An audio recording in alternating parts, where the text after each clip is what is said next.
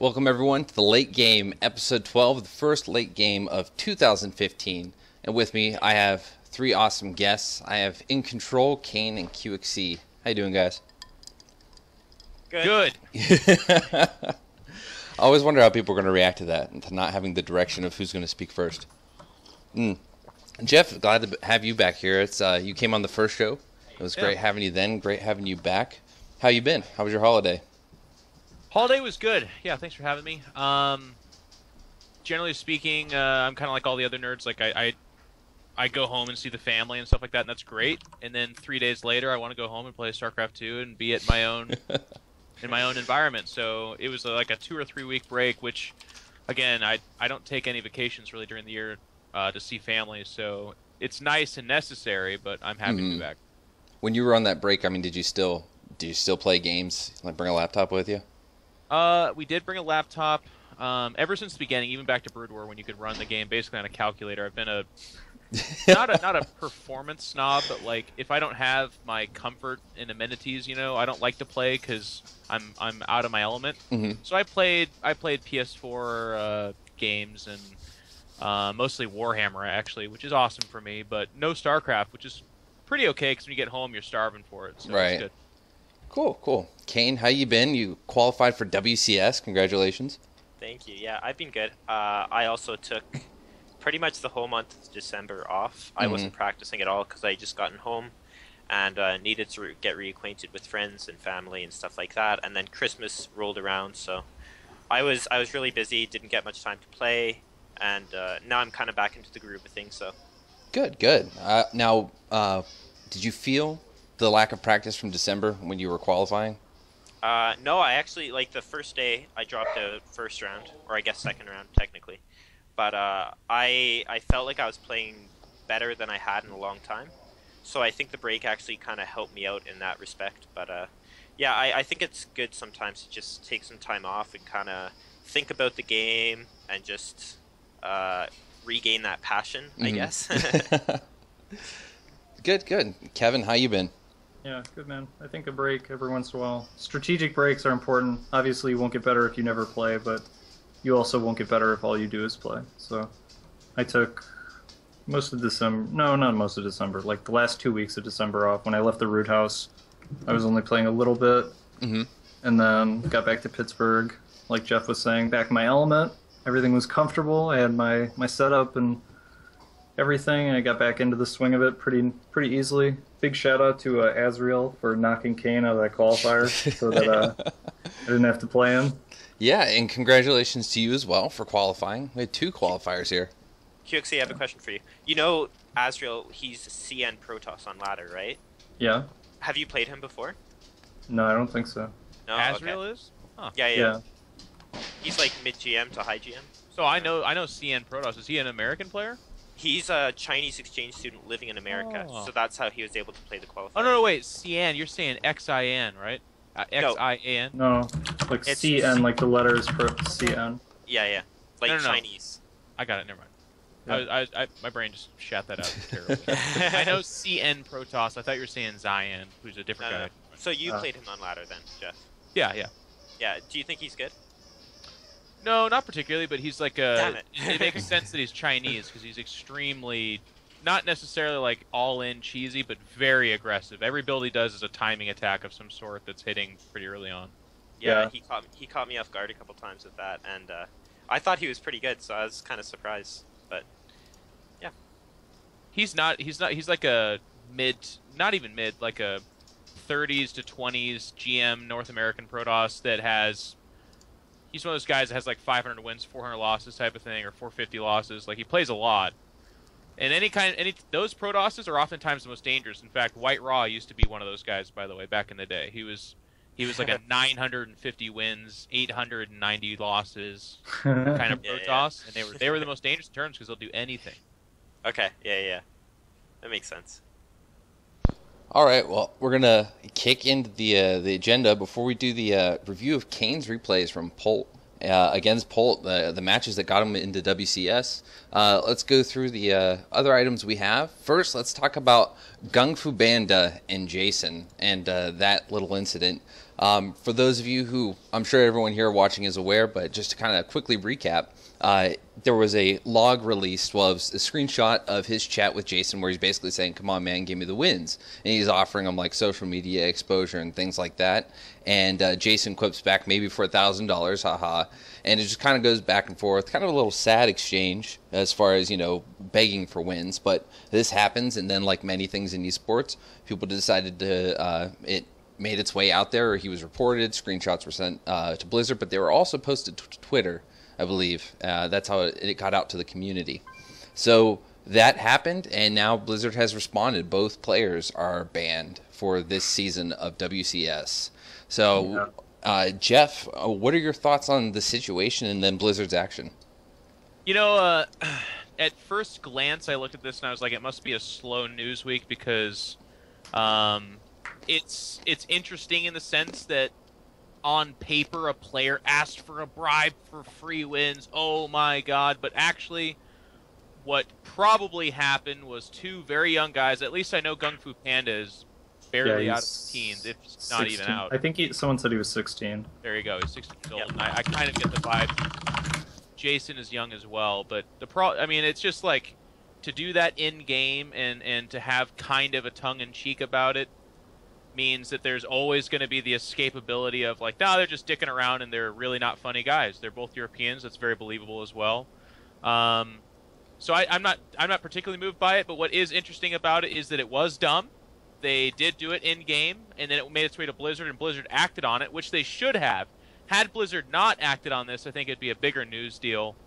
But they're both banned for the season, which is pretty severe, but not so severe. It's absolutely deserving. They never should participate in at least this season for that, and it should be a message to everyone that you can't do this. I mean, the act, like, if they actually went through with this and it was discovered after the event, that would be momentous. That would be insane. But because then people wonder, did he win? If he won, did he win because he got that bribe, or?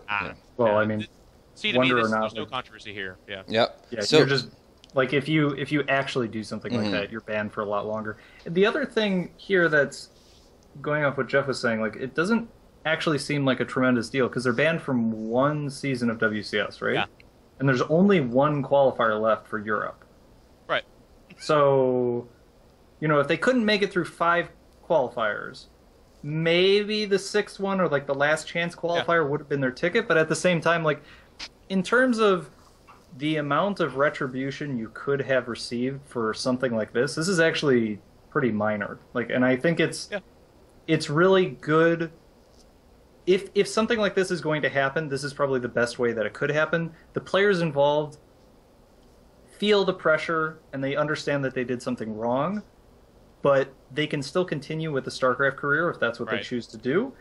And the message got out to the entire community. Once again, like, this type of thing is wrong. Yes. So right, but here's the thing: is you talk about the more could have been done.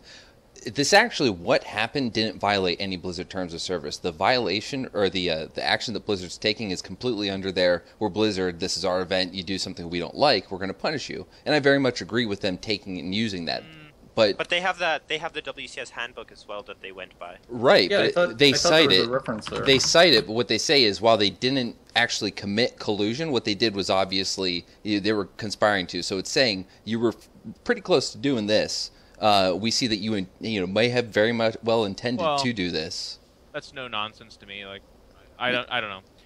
Again, I think the bigger story here would have been had they gone through with it or had it been unpunished. The bigger concern for me in these WCS qualifiers is more like when is it going to be? Because there's an element of desperation to this. Like this, he offered $1,000 and people are like, that's way too much money. Well, actually, if you qualify, it's $2,000, which is a lot of money. So he's essentially saying, I'll split this with you if you let me go ahead. But I'm more worried about a mid-tier or pretty good player in the coming qualifiers saying, you know what? You make or break your career on this. I'm going to download a hack, and I'm just going to give myself a pretty good advantage. And you take a mid-tier to upper mid-tier player with a hack, they don't lose. They don't lose. They qualify. So one thing that's not talked about a lot with map hackers, and I think one of the reasons that the people that complain the most about them are streamers, is because it's right in your face when there's a map hacker who's stream sniping you, watching your screen, and map hacking and doing all these things. But the vast majority of people you play on the ladder that are map hacking are they're so obvious about it, and they're so bad at every other part of the game that once you recognize you're playing a map hacker, you should be able to win in most cases. Because you play safe, play standard, maybe you get a little bit behind, but they're so bad later on that you end up winning anyway. But if you could you imagine taking someone like Kane and giving him a map hack and then trying to beat him? Like, it would be impossible, because he's got good enough mechanics and good enough game sense. Like, vision is such a big part of the game at that level of play that I could totally see what Jeff is talking about. You know, top 30-ish actual GM on NA or EU with a map hack, they're going to go through. All right, so as pros, do you guys see that too much of an invasion of your privacy? If you had to qualify to participate in WCS, you had to download something that would monitor your registry on your computer, that's monitoring, just processes running. It's not digging through your info. It is just watching what runs while you're in StarCraft 2 during the tournament. I'd vastly be okay with prefer it. Vastly. Yeah. And the people that wouldn't be okay with it, fuck them. Because we live in a day and age where it's just you can't trust anybody, because this means so much. $2,000 for qualifying. Every round you win is another like 4, 6, 8. Like, it's a lot of money, and it makes or breaks your career. And for a lot of these, like the people they're beating that aren't hacking, it's also desperate times for those people. So it's across the board terrible.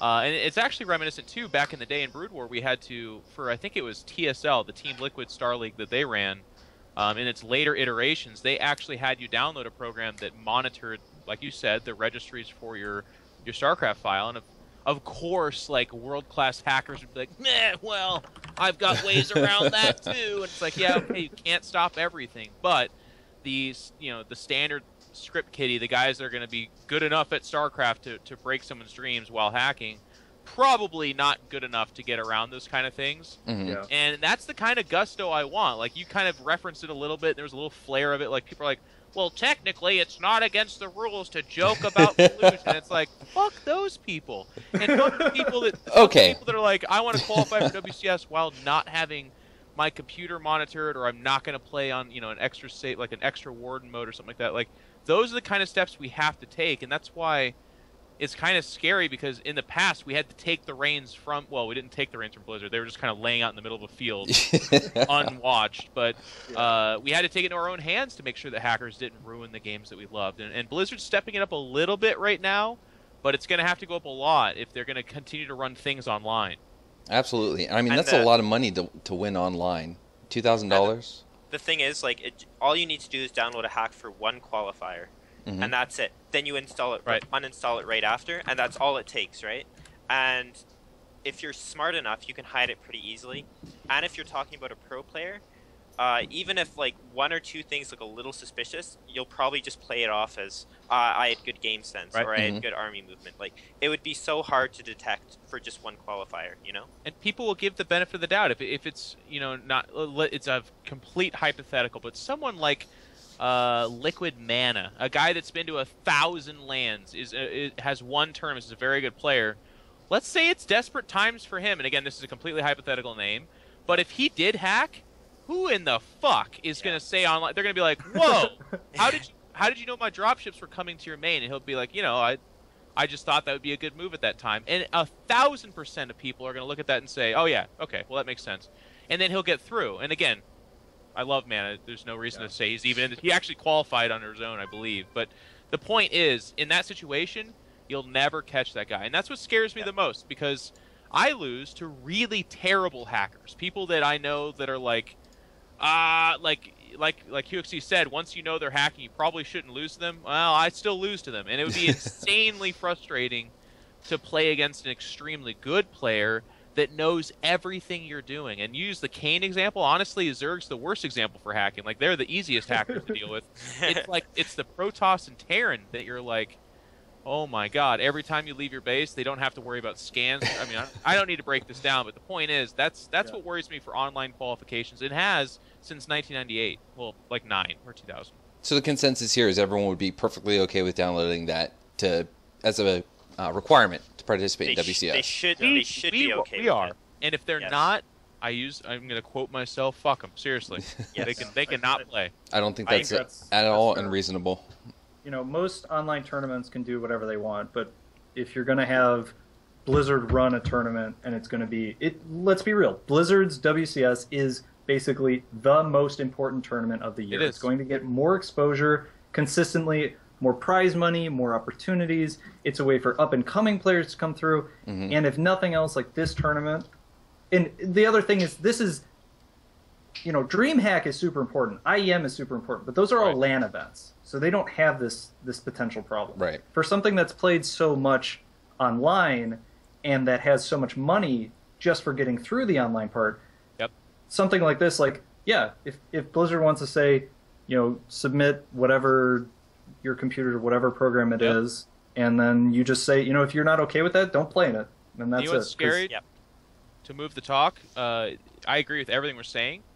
It's a complete hypothetical. They'll never do it. Blizzard is so locked in and completely restricted by its own gargantuan size that they'll never enforce a tournament where they say you must download this program and it's going to send us information from your computer, because the red tape that is involved and the possibility of the legality for that kind of a thing, it'll never happen. So the more realistic thing that we have to do is we as a community have to monitor ourselves, and if someone is caught cheating or hacking, and I mean this is it's funny that we're here because we were talking about how it was so not a big deal that two guys were talking about cheating, but if someone's found cheating, in WCS, it escalates. If you're caught cheating on ladder, screw you, that sucks. You're not on my team, type of thing. But if you're caught cheating WCS and potentially knocking people out of something that could change their lives and really for the better, just selfishly doing that, it's it's excommunicate time. You're gone from the community forever. And in more feral times, it would be we send people to your house and they beat you. They beat you. The WCS Mafia is going to take you out. You're right. That is an incredibly selfish thing to do, because if I didn't make it into WCS this season, I would have been crushed. I probably would have taken a break from StarCraft, and that's a big deal for a lot of people. And to cheat and do that's low. That's really fucking low. It's the lowest of lows, and they don't see it. And a lot of people try to defend it as oh, it's a game. If you're putting yourself in a position where it means that much to you, and it's it's so frustrating because it's as a guy that has been given so much because of gaming, and I can see what a qualified WCS player could do for their lives and for their career.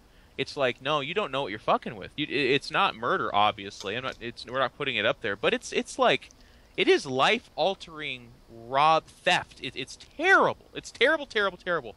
And the most frustrating part for me is that it is reflected upon the community. When we talk about it, everyone unanimously pretty much says the same thing. But and Blizzard does too. But they're hamstrung. They're not able to treat it like that. We shouldn't be doing online qualifiers on that level. And if we are, then they should be doing some secret warden program that's completely new. And they say, hey, if you want to qualify for WCS, here's a program you download. Just so you know, you have to click OK. Right here you accept. It's going to scan your computer and it's going to send information back to us. We promise it's not mining for Bitcoin. Blizzard's a little bit beyond that, but it is going to tell us if you have child porn on your computer. Steven, buying bombs. On Remax, Steven made I think he said it perfect. He says for WCS, you're fighting for your career. You're playing for your career. You make it into WCS, that's the advancement. Once you fall out, you're done until the next LAN event or something like that.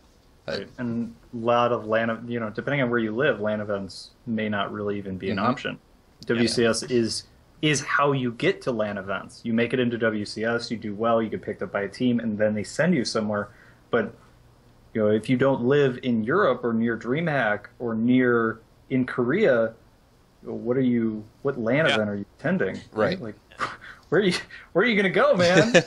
I live in the middle. I live in the middle of Canada, and there's literally no LAN events near me. So there's nothing that I'd be able to. You're either qualified for WCS or on the fringe thereof, and thus you bring value to your team because, like Kevin said, from there you're then being sent to LANs. Then that's how you have value. Or you're a big time streamer, and guess what?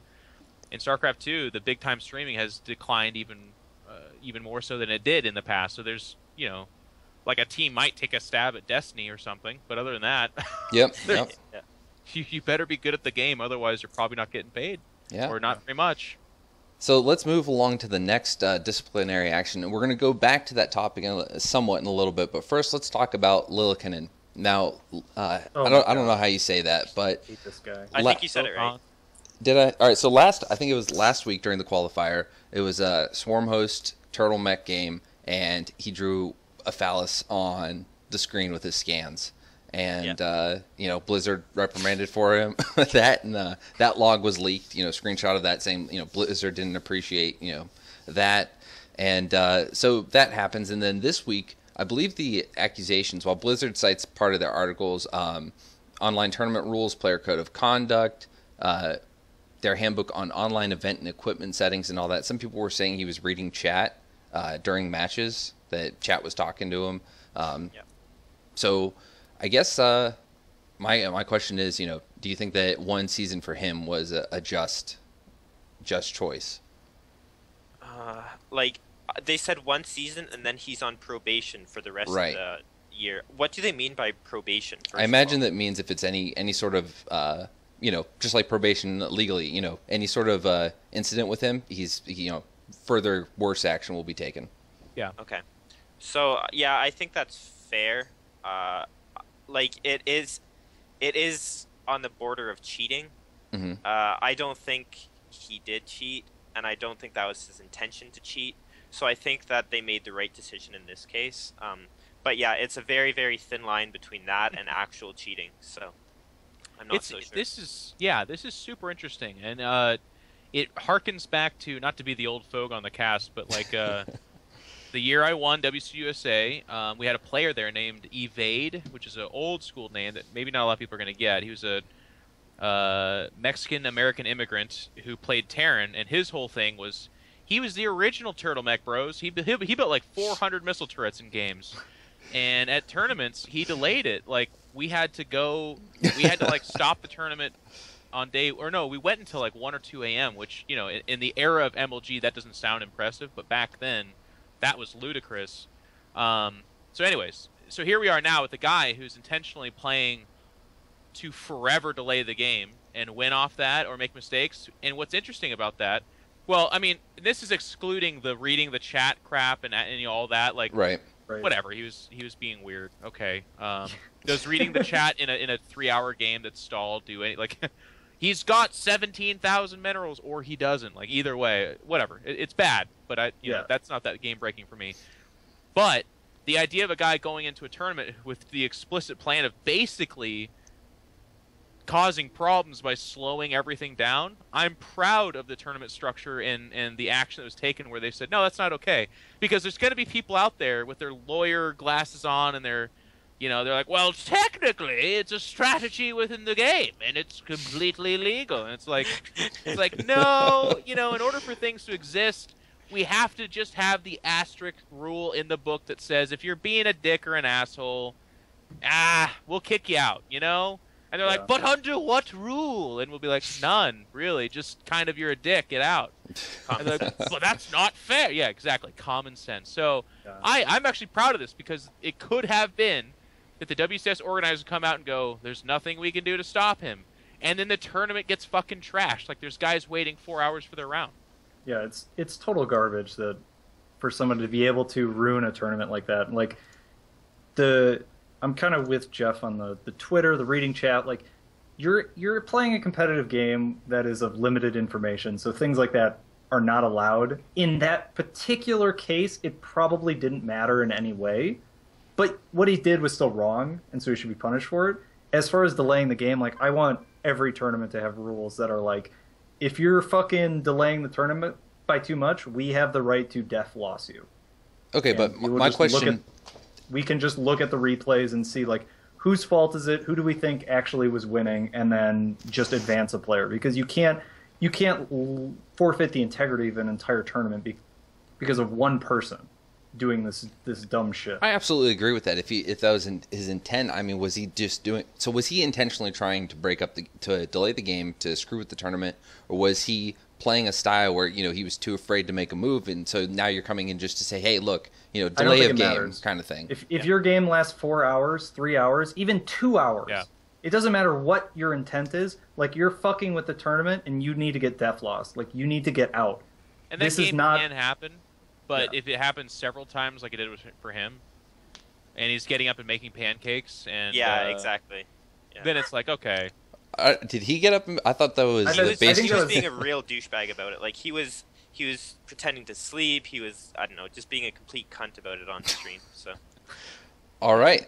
So I think the difference between, like, Jeff is saying, yeah, long games do happen. They are a thing. But there's a difference between a long game where it's like the base is mining out, everyone's been fighting, like there's tons of back and forth, both players are trying to win, and just like, I'm gonna sit and fucking do nothing for 2 hours and do nothing but build ravens and planetary fortresses. Like, you are not trying to win the game anymore. And if you are trying to win, you're trying to win a game that nobody else is playing. Right. Like, this game of just doing nothing for as long as possible, and that's not what competitive StarCraft is about. I mostly agree, but like, again, if you use like the MMA model, if they're getting really tired, they're not really, like, they're just kind of like grabbing each other and holding on, the ref will actually come in and like break it up and say, fight. You got to fight. That's what you're here for. Mm-hmm. Right. So in a game like that, if he is bunkered in and it's a really stagnant game, but he's still doing things to try to win the game, I'm mostly okay with that, because that will happen. That is a Terran strategy for the most part, or Swarm host, I guess. But like Kane said, if he's being a dick and just kind of like, I'm gonna go away now, like I'm gonna go to sleep, and literally doing nothing, if he's doing that, then that's when I feel a WCS moderator should be like, hey, you gotta try, you gotta do something. Like, and that's gonna rub people the wrong way. There's gonna be people out there that argue vehemently that no, you should be that's a part of the game. He's mentally weathering him. Right. He's breaking him down. It's like, okay, I hear you, but there's like, 100 other players waiting on this tournament. It's actually a functionality thing that we need him to move on. Yep. Yeah. No, I can definitely agree with that. So we're going to kind of backpedal a little bit back to not just the Gung Fu Bandit and Jason, but this kind of thing happens all the time. The practice of taking your business to Reddit and Twitter before trying to handle it privately. This happens a lot. It happened with the Rough incident last year. It happened with the Gung Fu Bandit incident. There are a lot of, I think there were 2 threads last week about people on the ladder. I don't know if they were pros. Yeah, I think there was one of the pros. We've seen 2 de-Muslim threads this year that I can remember. So I guess my question is, and that kind of, This year, so in 2 weeks. Was it this year? I'm sorry. I think it was one after the new year, but I think there was one right before that. But I'm going to take this to you first, Jeff, because first of all, you talk a lot about PR. That's kind of been a thing that's you've been very, I guess, savvy at, but also, criticized for. Sure. So you have the Muslim, for instance, and the things he said. People take these logs, and instead of they have a problem with someone, they take it to Reddit or Twitter. Do you think that as a community we need to develop some sort of professionalism where we decide, okay, let's take it to the team, let's take it to a manager, but let's do it privately before we start blasting it? How do you feel about these situations? Is that a dog in the background? Yeah, that's a dog. Absolutely adorable. Okay. For this kind of thing, there's 2 different ways to answer it. There's the utopian wish upon a star Santa Claus thing where I'm like, God, here's how we should handle it. And then there's the extremely naturalist, like, this is how things will go. So the first one, the wish upon a star, when a player mouths off and is a total jackass and is just a douchebag, the best way to handle it is to take that, message their manager, them and their manager, or them then the manager, depending on how they respond, whatever you want to do, and handling it officially like that.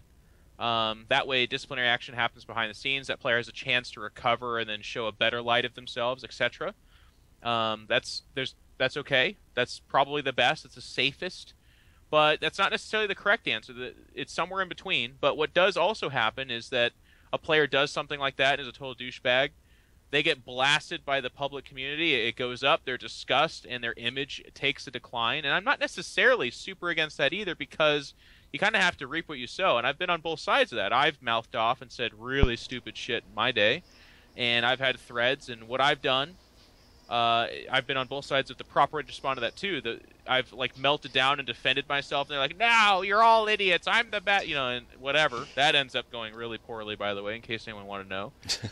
Or you do what you probably should always do, is you take it on the chin and you just go and say, "You know what? That was stupid. I'm sorry. I'll try to do better." Zero defense. You don't say stuff like, "Well, he was a dick, so he kind of deserved it." But nope, you say it was me. I'm sorry. Moving on. And there's always going to be a ding to your credibility. There's always going to be people that are going to try to use that to get under your skin. They're going to be like, you'll still see the Muslim, like, every time his name pops up, people are like, "Why doesn't he just slap him with his dick?" Like, stuff like that can't be lived down. It can't. So it's going to be there. But if I have any wisdom to impart to young pros, old pros, or whoever else, the less attention you give something and the more mature you handle it, the faster it dissipates, it goes away. Yeah. And again, I know this through extensive research of half my career spending it being that guy on Reddit who's like, "This thread's about how iNcontrol didn't qualify, even though he said he would do his best." But last week he was playing another video game, and it's like, and I would go in there and be like, "God damn it, I am a human too." That never won me anything. So, in my opinion, that's how you handle it. I think in terms of like what if it happens to you, you make a mistake, owning up to it is an easy way to deal with that. I've had to do that a few times for dumb things I've said. But realistically, the reason Jason posted that stuff is probably because he wanted to get attention for himself, and he wanted to like flame Gung Fu Panda. Right? The issue here wasn't that he was trying to get Gung Fu Panda like silently banned. He wanted a lot of attention on the subject, and he wanted him to take a fall for it. And I think that's often the case, is people do things, and they don't want a small response. They want the community to hate that person for what they said and what they did. And going to Twitter and Reddit is how you make that happen. So, unless there's some serious repercussions that are coming from Blizzard when people do stuff like this, I don't see any reason for it to change. If somebody wrongs me, and not me, I'm more tolerable than most people, but somebody wrongs me on ladder or whatever, and I want the world to hate this guy. I can't do that by going to Blizzard and getting him disqualified from whatever, or getting a slap on the wrist. I got to post screenshots on Twitter. I got to do stuff on Reddit. I want to make sure that the injustice that I felt, everybody else feels that same injustice and that same hatred towards this person now. Right. Now, to what level what has to happen to you for that to be, I guess, you may personally have the feeling that is justifiable, but I mean, to what extent does it have to be justifiable to do that for the entire community, to say, well, I'm going to go take this? And I mean, you're risking, in some cases, you're risking someone's career. If it's a personal issue between you and another individual, you know what I mean? I mean, most people don't care about other people, so... Unfortunately, if you say something bad to me, like, you said it. Why can't I post it? Why can't I let other people say know what you said to me? The only time where I feel like you're really crossing a line is like somebody emails you, or somebody sends you like a Skype message, or they say something like, "Hey, just between you and me," and then there's some, like, "Jeff, just between you and me, like some of the things you said, you're like a real asshole," and then you post that. I'm like, really? Like that's kind of fucked up. But that's actually a super good point. There's something sacred about online world, about you never post private things, but if they say it publicly, like Kevin said, it's like let the world burn. Like, right, publicly. Everywhere. Publicly, absolutely. But I'm talking about like direct messages in game, or I think unless, even in game is like you it's should, it's got to be a different medium. Okay. Like, if somebody direct messaged me on Twitter, it would have to be like really fucked up for me to even consider posting that anywhere. Exactly. Because they went out of their way to put it in like the most private context that maybe they know how to contact me because they don't have my email or whatever. If it was like, there are a few things like that's sacred unless you go to certain levels. Like if someone's like, they message you and are like, "I hacked against you, just so you know." Yeah, that's coming out. Absolutely. Bad about that. I don't think there's any disagreement there. Yeah. All right. So I just wanted to touch on that. Kane, do you really have a thought on that? Like I've been very BM in the past as both in control and No. So yeah, I think the best thing to do is probably, I don't know, just kind of own up to it and take responsibility. And yeah, it was always better if you can handle it privately. But like Jeff said, sometimes people, or I think it was QXC who said that some people just want to get kind of feel like they got justice for what was done to them and stuff. Right. And there's nothing you can really do about that. You just need to own up to it and take it on the chin, like Jeff said. A really good example too of this on both sides is someone in the chat, I missed the name. They brought up the example of Koss saying, using the word rape in response to, well, not even response to, but in the direction of Matalis. Mm-hmm. When that whole thing blew up, he basically just was like, "Yeah, I was stupid. I'm sorry," and then that was done for him.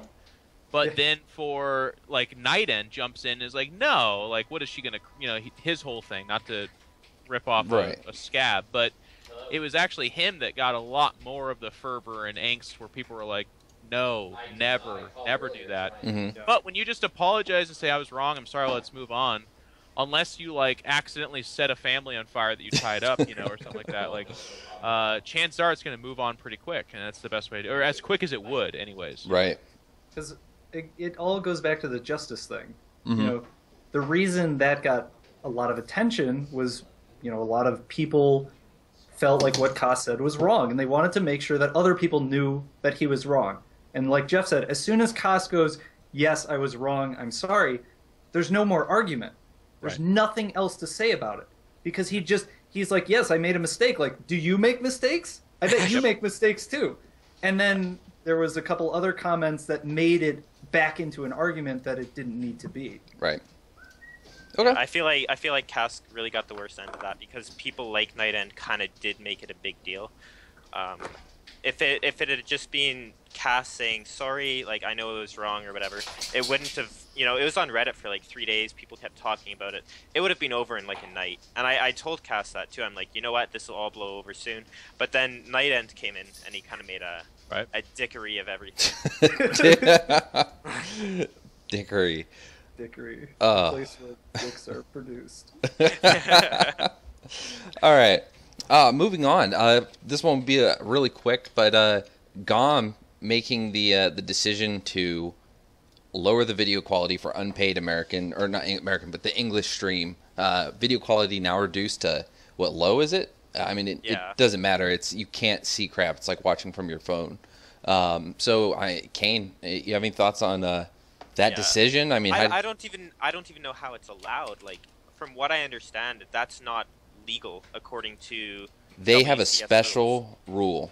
Blizzard has agreed with them. How the fuck do they have a special rule? Blizzard negotiated with them, and Blizzard allowed them to deviate from the rule where if you are providing this level of a tournament, like, you have to give this much of a resolution. It's required to be part of WCS. Yeah, like but why isn't GOM held to that standard then? Maybe GOM made a counteroffer. Maybe GOM said, we don't need this, we might get rid of it. I mean, I don't know. That's what I'm. They are held to that standard, and there's a miscommunication between Blizzard and GOM, and again, complete conjecture. And they were like, well, we can milk some more money out of this doing it this way. And then I'm guessing Blizzard and GOM are in talks right now about how that's either not okay or should be okay or whatever. Yeah, I hope so. I like your guessing in control. And part of it, who knows, might be a language barrier or something like that. But it does seem like a big miscommunication right now. It seemed out of nowhere too. Like there was nothing. It was just one day everyone's like, "Whoa, this is crap." But that's just on our perspective. I'm sure there were. I'm also just going to conjecture here because whatever. That's all I can do. Yeah. Is GOM did some analysis internally, and they discovered that they feel like they can get enough money to justify reducing the lowest quality, and that rule to them, even if they understand it, even if they're fully aware of it, feels like Blizzard is literally stealing potential revenue from them. So then they just decided, we're Korea, we don't, we're going to do it this way, and we'll figure it out later. I think I agree with everything you said, except for the part where you said that they looked internally and figured out. I think they probably just were like, lower quality equals more money. I think more subs or whatever. I subbed last year, but I subbed for the majority of last year, but I subbed immediately as soon as the quality went down. So I don't know. I gave into it, but I wonder how many people are. I wonder how many people have stopped watching, and I wonder how many people have decided to buy into it just to keep watching in a decent quality. The scary thing is, like, it's easy to conjecture, and I just did it too, so I'm not like holding myself above this or something. But there's now 3 pro leagues in Korea. Dom's viewership has never been really through the roof, even back in the heyday when people talk about GSL as the golden league that it was. It still wasn't the most viewed thing that we had. Really, it never was. So they're looking for ways to make money. They're looking for ways to justify having the top-notch duo cast, that is Tastosis, which are very expensive, obviously.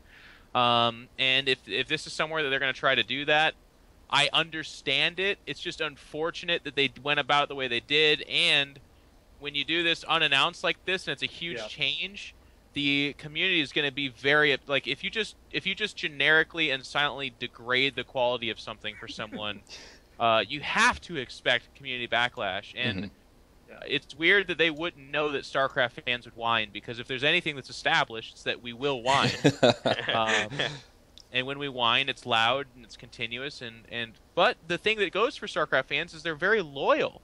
So that's why it's kind of weird to me. And a lot of people make this mistake. But if you take the extra couple of steps and do the PR work and really massage your fans and go, hey, here's why we're doing it. Hopefully you'll still stick with a smiley face, smiley face, smiley face. Then they'll be like, fuck it. I'm a Prince of Persia. Have $1 million. I love StarCraft.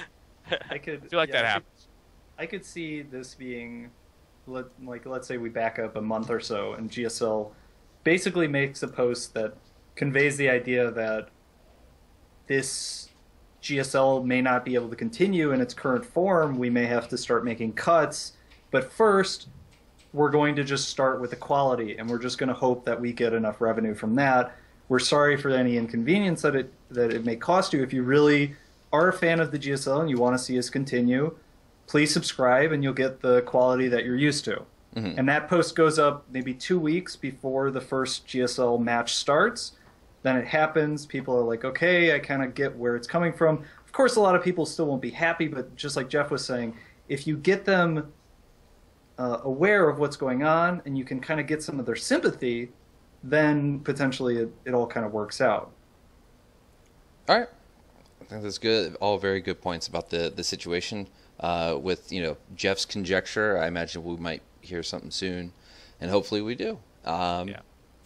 So let's see what's next. All right, so we're going to talk a little bit about gameplay now. We're going to talk about Turtle Mech and Swarm Hosts, and I think this was touched. I saw a little bit on Remax. So my question and the angle I want to approach this at is this a stalemate in the meta between with these races, with Turtle Mech against Zerg, with Swarm Hosts against Turtle Mech and against Protoss? Is this something that the races are stuck in and a drastic change needs to be made, or is this something that we're waiting for someone to break the meta? This is still possible. This is, the Blink Stalker every game that it was viable last year, and Terran were just finally starting to break it before Blizzard came in and made a change. So, Kane, you play with Swarm Hosts and you play against Turtle Mech, so I guess I wanted your opinion. Do you think there's room for someone to come in and break the mold, or are we stuck? Like yesterday, Life played Gumiho, and I heard that there was some pretty cool stuff that went on there versus Turtle Mech. So I think that part of the problem right now is that Turtle Mech, even though it's becoming pretty prevalent, it's still not used very much at all. And I think people are still trying to discover what beats it and how to avoid those, 4-hour-long games. And I think that as the game continues and throughout this year, we'll kind of see more solutions to that. But the problem is right now we are getting those 3-hour games. And that's something that's not really acceptable. So I really don't know what Blizzard should do. Because on one hand, I think that, like I said, as the year continues, I think that there will be more and more solutions. But right now, people are getting pissed off, people are getting very impatient, and So they're kind of caught in between a rock and a hard place because they don't want to change the game too quickly, because then people get upset, and they don't want to just leave it as is because then people get upset about the long games as well. So they're in a really tough position right now. Last year with Swarmhost versus Protoss, we saw it was really, really strong, almost imbalanced, I want to say. But then in the later stages of 2014, kind of September, October, around then, Protoss started figuring out ways to beat it, especially Korean Protosses, but we still saw them struggling versus players like Snoot, who did it really, really well. But I think that Blizzard kind of left Swarmhosts as they were, and people kind of figured it out. People kind of found a solution.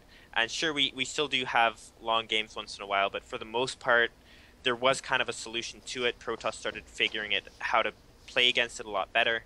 And yeah, so I think there's two different ways to go about it. I really don't know which way is better. Okay, so from your Zerg perspective, when you do play Swarmhost, or I assume you have fallen into that meta where you do play the heavy Swarmhost style, where it's a matter of you trading Locusts against Colossi and Tempest. What makes you scared in that position? What prevents you from getting that? And I don't mean just, so much economic damage or I couldn't get more bases up, but what army composition early, what strategy keeps you from getting in that position? For versus Protoss, it's Protoss that use Warp Prisms really, really well. Protoss that have really good army movement around the map. They know when to move their army, when to recall. They know how to go around and deny vision, deny creep spread. Creep spread is really, really huge versus Swarmhost. So people who deny creep spread are usually pretty good. That's something that kind of CJ Hero struggled against versus Snoot at, I think, IEM Toronto. He wasn't denying creep very well. And then versus Terran, it's when you get in that Raven stalemate, when they have a bunch of Ravens, when they have a bunch of siege tanks, and they just slow push you.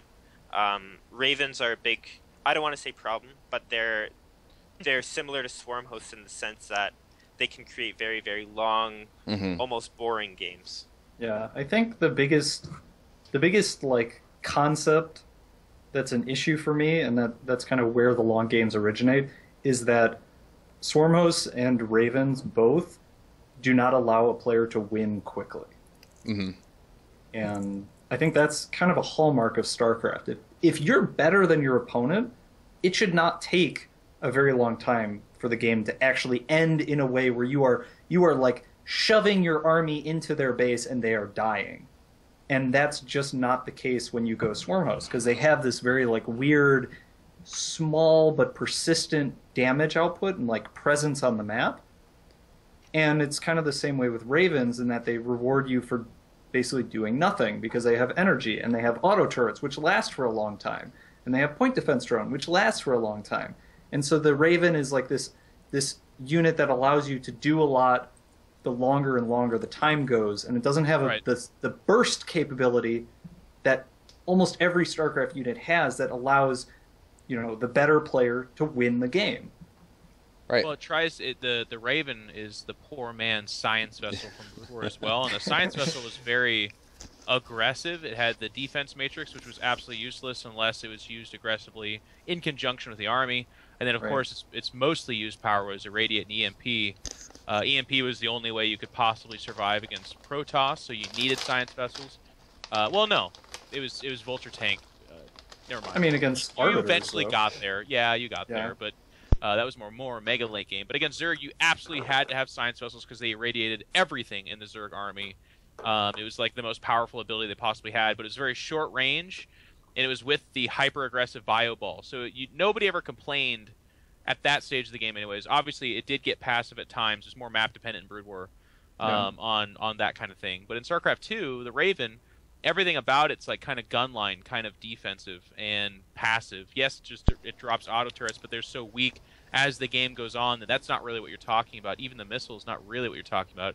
It's all about the PDD, which just makes it so you flat out can't fight there. When you drop 15 PDDs, the late game units all are affected by the PDD, and that means they just cannot fight there. And if they do, they're going to lose that fight. And both sides know that. So it's kind of okay for me because it's kind of fun, like feedback and storm on them. And I don't know what the fuck Zerg's supposed to do about him, but at least Just be unhappy. maybe fungal it. You got to fungal it. You know, you got to drop that fungal. So that's semi-exciting, but when it gets to the point where there literally is like static planetary fortresses, 40 missile turrets, tanks, and Thors behind that, and then they also have Ravens, then it gets to be a little bit like, well, Zerg players, you're still not using the Nidus Worm, you dumb son of bitches. Like, that's all I got, though, so if that doesn't work, then I am a little bit screwed on this, and I apologize, but other than that, So that's what you got. QXC, I don't think I've ever. I'm not saying you haven't, but I say that the times I've watched you play, I don't think I've ever seen you go into a turtle mech game. I used to. I got very frustrated playing against Swarm hosts. That style feels wrong to me. So that It feels like something's wrong with the game for that type of situation to exist. And I'm just a very aggressive person. Right. I guess not really in real life, but like whenever I play things, I wanna fight people and I wanna win quickly. So I gave up on it quite a while ago. So that's kind of what I want to ask about those who do fall to turtle mech. Are they falling back on an easy strategy, or are they choosing a strategy they have to choose? I don't think it's easy. It just requires you to have a very specific mindset. Like, just because I can sit and do nothing doesn't mean I'm eventually going to win the game. Mm-hmm. It just means that it might take me a very long time to lose. And I think turtle mech is a good example of when you need higher strategic knowledge than you need mechanical knowledge, both for you and your opponent. You know, if somebody plays a Villo and they do not understand how to play against turtle mech, they will lose to him. Mm-hmm. Because if they don't kill him early on, eventually they will get to a point where they do not understand how to deal with that like retarded Raven composition, and he's going to take bases one at a time and things like that. But if they know the right units to make, the mechanics don't matter quite as much. Right. I agree.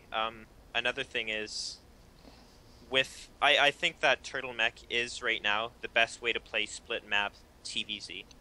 I think that even though the games take a long time, I think it's a really good strategy. And something I've learned from the past 2 years that I've played StarCraft is whenever somebody says a certain strategy is easy, like Swarm Host or Protoss in general, or Turtle Mech, I think it's completely wrong. Yeah. I think that there's so many things players don't take into account, and when you do play off race and try one of those strategies, it's a lot more difficult than you think it is. Like with Swarm Host, I can't speak too much on Turtle Mech, but with Swarm Host, you have to spread your creep. You have to make sure that your locusts are rallied in the right positions. You have to have vision of their army at all times. You have to deny any bases that you can. You have to have strategic static spore placement. And with Protoss, there's like 100 more things to do as well. I don't think it's easy to do Turtle Mech at all.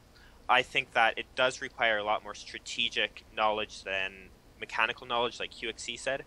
But it's definitely not easy to do. I think it is the best to do on split maps, though.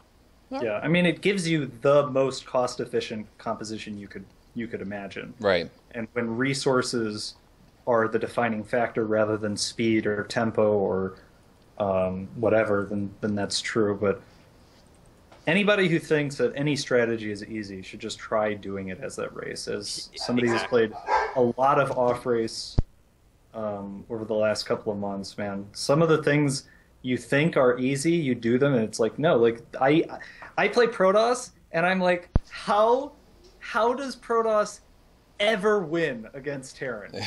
Ever. Like, you play against I had Drunken Boy play me a few games. We played like 4 or 5 games. And we finished, and I was like, man, fuck Terran. This is bullshit. Like, how the fuck does Protoss win, man? And that's... Getting the other side of a strategy, I think, is really healthy. Mm-hmm. It gives you a little bit of insight into, you know, like, maybe there's some things that you're missing, but more than anything else, it gets rid of some of the toxicity that people will build up over time, where they feel like, man, fucking lost to Protoss again. Protoss is so fucking easy. All he does is warp in zealots. And then you try and do it, and you're like, wow, this is like totally different. Like, one of the hardest things for me playing Protoss is like, if I don't hit all my chrono boosts for the first like 8 minutes, you actually just lose the game because your economy is so bad. And that's like eye-opening to me, because it's actually not trivial to do that. Mm-hmm. All right, I have one. Go ahead, Kane. Sorry, I have one thing to say. I think, this might be a little ironic coming from me, but I think one of the big things about StarCraft, and Stardust and I have talked about this as well, is respecting your opponent. In terms of their gameplay, in terms of their skill. When you don't respect somebody, or when you don't respect the race they play or the style they play, you get into a very, very dangerous mindset. It's very easy to underestimate your opponent. It's very easy to get into, like QXC said, a very toxic mindset where you just think everything is bullshit. You think that they shouldn't win. You think they shouldn't have the means to win. So yeah, I think it's really, really important to just realize that, you know, your opponent has to do a lot of the same things that you're doing. And just realize that your opponent does have good skill and that they are a good player. And I think that it's a lot easier to win and a lot easier to not underestimate your opponent when you do that. Well, it really comes down to pragmatism for me. Like, this game is so incredibly mental. It's just so mental. And for me, I've got like theories on this. Like, I've been thinking a lot about it, but I think the younger you are, the less concerns you have for like real life things. You're not paying bills. You're not worried about getting married, that kind of stuff. The better you are, because your mind's clearer, you move faster, you're able to cut through things. Pro gaming houses are amazing for training, but I think they also alleviate a lot of the concerns that a pro gamer would have as well, so you can just focus on the game. And for me, this is a branch off of that. If you're spending any time at all literally frustrated with things that are so incredibly idiotic and mundane as, like, I don't like the race they play, or the strategy they do is too easy. Like, if you're occupying any brain, any frustration, any emotion with that, you are literally detracting from your overall pool of focus and stability that's going to allow you to play this game more efficiently. And I've noticed that. And the prime example is my near and dear friend Greg, who it literally got to a boiling point where he was legitimately not a very good professional StarCraft 2 player towards the end, because he was so frustrated with everybody else. And there's all kinds of other explanations to be given, but a big part of that is that he's not mentally in tune with the game. So we could talk about this for hours and hours, but my point would always be, like, if stuff like that does really, really, really bother you, you actually should work on not thinking about it as opposed to thinking about it. Flipping it and making it a positive thing and a respect thing means that you won't overestimate your opponent, which is good. So I don't disagree with what Kane and Stardust said. That's very good psychology. But so much of this game is about like literally streamlining your mind to make decisions really, really fast. That's what all that practice is about. It's not, you're not discovering new sciences. You're actually just trying to commit and have experience with all these like micro interactions that you can then say, well, I've been here and done this 1,000 times before. I know exactly what to do in this situation, and then do it. Okay, I have one last question before we move on, and this is for you, Jeff. I don't know how much you talked to Jaedong. I don't know how much you talked to strategy, but I'm curious if I don't remember in the last year any turtle game against in a big tournament, turtle game against Terran for Jaedong. Have you guys ever discussed the strategy? Have you ever talked about, you know, I guess how he would break it or how he breaks it? You know, Korea plays so fast and heavy. Like, they don't really have a lot of the turtle play, so it doesn't come up very much. Yeah. The honest answer is no, we haven't talked about it, but we do talk a lot about StarCraft, and especially around tournaments, we talk about opponents. He hasn't really played a Goody or a Lillekanin or however you say his name, and certainly not a Velo. That has not happened. So for the most part, it's not really an issue for him, and unless this becomes much, much more popular, probably will not. In the past, like from his lineage in Brood War, turtle play happened, but it was super map dependent. It was not like this is what I do every game, no matter what map. It was more of a I'm trying to remember the name, but Destination. Destination did get split up in the middle. That certainly happened, but it was the one that started. Cross? No. It was desert terrain. I can't remember, but Terrans never went mech against Zerg, and then on that map they went mech every single game because if you got up 12 tanks, there's not much you could do about it. So the point is, it was more map dependent. In Korea, it's very fast and very aggressive. They don't really worry about turtle that much. The last real turtle mech I remember was a reality against Sulky. It was like an hour and a half or something. He ended up floating his buildings. Maybe it was a draw. I don't know, but the first game was a draw, and the second game was like 45 minutes. Or something. Yeah, I think the biggest thing is that in general, people are not inclined to play this way, just naturally, and especially at higher levels of play, people are there because they want to win, and they want to kill you. You know, most people, they don't want to just like dawdle around the map and wait for you to die. They want to get in your face and they want to end the game as quickly as possible. And that's not only is that kind of like how a lot of players think, but it's actually very conducive to playing in tournaments. Right. It's so much harder to play in a tournament when every single game you play takes over an hour. Yep. You know, if you can finish a best of 3 in 10 minutes, like you have a huge advantage over an opponent who just spent 2 hours playing their best of 3. You got to eat, you got to rest, you got to do all these things. Watch that match that you're Yeah, playing. yeah, right? Like, so No, I think there's a number of reasons that as the skill level goes up, that type of play diminishes. Definitely. All right, so real quick, just for the sake of fairness, we're going to keep this limited. We're going to keep this short and civil. We're going to let Lillekanin come in real quick so he can defend himself. He was in the chat. He saw the thing, so I want to hear what he has to say. So again, we'll keep it short and sweet. I'm going to put the screen up so I can change Skype, so we're not going anywhere. I'm just adding a contact. This is going to be different from the last time I was on a show with a guest. When was that? I think that was when Avila was brought on. Or were you on that show? I think Greg just yelled at him. I couldn't even understand why we brought him on the show. What was that, this? probably. Was it Idra, Greg? Yeah. Okay, I didn't see that one then. That was a long time ago. That was a few years. Yeah, that wasn't what's it called? That wasn't Chanman's show. Man, I don't even know what show it was. Yeah, it That's was. just- And Total Biscuit was on there, I think, too. Oh wait, so Greg came back for that episode? No. No. This was before he retired. Oh, So okay. it was like a long time ago. That's just Are the we on a last break time right I now? ever. No. We're No. adding someone. We're bringing LilCanine in. Okay. I just need to go pee. I'll be right back. All right, things are gonna be screwed up a little bit, but we're gonna. I think he thought that we were. I think he thought that I meant we were bringing him in and then we would start. But I guess we can. Just dial him in. Yeah. Hey, you there, Lillekanin? He's not even. He hasn't picked up yet.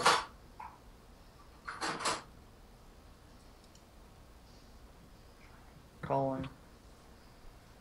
Oh, Hi. it works. Hi. There you are. Oh yeah, I'm here. 1 second, we're getting ready to. Are you Okay. not live or what? No, we're live. We're live. We're good. Oh, cool. We were waiting for Kane to get back. I mean, I guess we could start talking a little bit. So you heard it. I don't think anyone said too inflammatory, but we did talk about. I guess first let's take it towards the idea of gameplay. So let's not talk about the behavior in chat or any of that stuff. Let's talk about gameplay. So just go ahead and Okay. take a second and go ahead and talk about your feelings on what was said about the gameplay and I guess your style. So basically, just Raven Turtle against Swarm Host Viper Turtle. Mm-hmm. Yeah. Yeah, that's the thing. Okay. I think it's doable because Blizzard designed the game the way it is, so you can always force a stalemate game like that if you want to. Why do you want to? Is that fun? Why you want like to? doing it? Or do you Yeah. feel like you always win if you do it? I have a 80% win ratio with it, so I'm really confident with it as well. Okay. And the other thing is, yes, I think it's boring as well. So I try to make Blizzard open their eyes to see that there's something wrong. Yeah. I mean, all right. So that's kind of like what Stefano did too with the Swarm House. He did them to such an excessive degree, and unfortunately, did not seem to do much. No, nothing yet. All right. So I mean, so you say when you went into the game that went 4 hours? Were you doing that? Were you trying to get a stalemate? What were you trying to do in that game? I was actually trying to. No, I would say that it's the Zerg who forces the Terran to go into a stalemate game, because whenever he makes Swarm Host, every push with mech seems like to just get destroyed by the Swarm Host. So it's basically just 3 units killing units you make for gas and minerals. So I feel like when Zerg rushes for the fast muta into Swarm Host and just creep all over the map, I feel like you have no other choice to just go into Turtle. So you can smack down my Gold League self for asking this, but can you go into that situation? I guess couldn't you mass a little more ravens and then use those to creep on forward, or what prevents you from doing that? Taking that aggressive. What's that? Vipers. Okay. Vipers is the issue, because I found a way to turtle without losing anything against the lockers, and that is making a lot of what do you call them, missile turrets in front of my planetary fortress. So I have siege tanks behind the planetary fortress, and then I have turrets in front of the planetary. So whenever the Vipers go in, he has a blinding cloud, and he will always miss like one turret. So whenever he flies in and try to drag one of my siege tanks, then he's gonna lose a Viper. So it's a even trade. Okay. But my style is kind of different, because I go for the battlecruiser Raven style, and because I go battlecruiser is because I want more bases. So the battlecruiser I push on the left side where the swarm hosts are, and then I'll just try to secure more bases to a longer turtle game. Okay, so let's kind of move away from the strategy talk, and let's, I guess, talk about Blizzard's ruling against you and all that. So can you tell us, I don't know if you're at liberty or if you want to, but they don't specify everything that was wrong. All we know is kind of what people were saying in the thread. So can you tell us what happened, what it is that you were, accused of doing, and why you got your ban? From WSS? Yep. So about that, well, I got an email from Blizzard which specified which rules I was breaking, and the rules I broke was actually 5 of them is because I was streaming.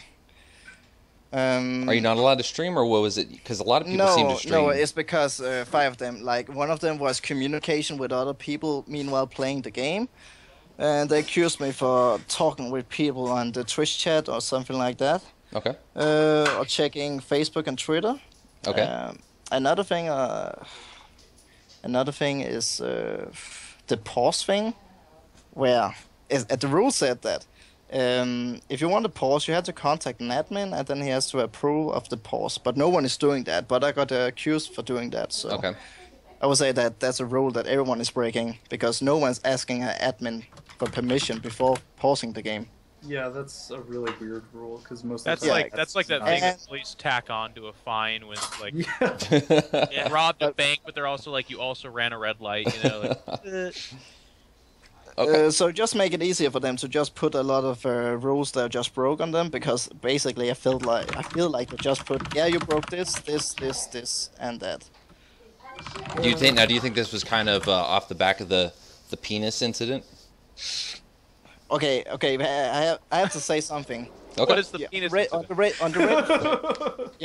the Reddit thread about the penis thing. I actually was not told by Graham that I got a warning. I got an official warning for that. He actually just told me that I should behave, and nothing. I didn't get an email or anything about that warning. But he actually took that in count as a warning. Okay. And so I would say that the communication between me or Blizzard was just really poor. I was like, I didn't know that I broke a rule at that point, because that was just ridiculous, to be honest. So just so you were trying to draw a penis. Yes, it was. Okay. I just wanted to make sure that it wasn't like a misunderstanding, and you feel that you've been unjustifiably, flamed for all you did was drop some scans, and it just unfortunately made a dick. But all right, so guys, Kane, Jeff, Kevin, do you have any questions for Lillekanin? I mean, hearing him talk about it, it makes sense. There is a lot of passive play built into the two styles. Like if they go swarm host, it is extremely hard to push into it. In fact, that's like a losing affair. If you are fighting against the locusts themselves on some level, you are dying. There's no way to just. I mean, Terran comes close, or like 15 Colossus comes close, but there's problems with that too. Mm-hmm. In killing the locust wave efficiently. Otherwise, you're losing a unit or two here. By the time you do get through it, there's already another wave coming. And then, by the way, they don't just have naked swarm hosts; they have defenses with it. So I hear that and I get that. And if they do go fast meter, like you said, it's kind of a subtle point, but that makes you play passive as well, because then you need things like it's either going to be Thors, or I guess some people do Vikings, Exactly. but you have to build units to take a long time to get out. And then by the time you have those units out, then they already have Swarm Host, so now you need 25 tanks, you need 17 Ravens for PDDs and stuff like that. And it just, everything slows down, and on both sides they're doing that. So it's kind of built into that. So on that level, I think we can all agree it is a game design, not flaw, but bad. It's just not good. Like, right. I don't think Blizzard wanted that. The players certainly don't want that, and the audience, sadly to say it, by the way, guys, they do want that. The fucking viewership goes up when that's happening. I don't know why. It's like a freak show, like a spectacle. It's terrible. Everyone's like, "This sucks. Let's watch more." But so on that level, like, it's not like how the fuck do you say your name, by the way? Is it Lillekanin? On Danish, Lillekanin. LilCanine. That's fine. I can try to say it. LilCanine. It's not like you're the devil and you're doing this thing that terrorizes everybody. You found a strategy that's got 80% win rate, and you're trying to win a very important league. So on that level, again, I understand. And like the goofing around and stuff like that, we were talking about this earlier without you. Now hearing you talk about it, and you know, kind of like you're drawing penises and stuff like that.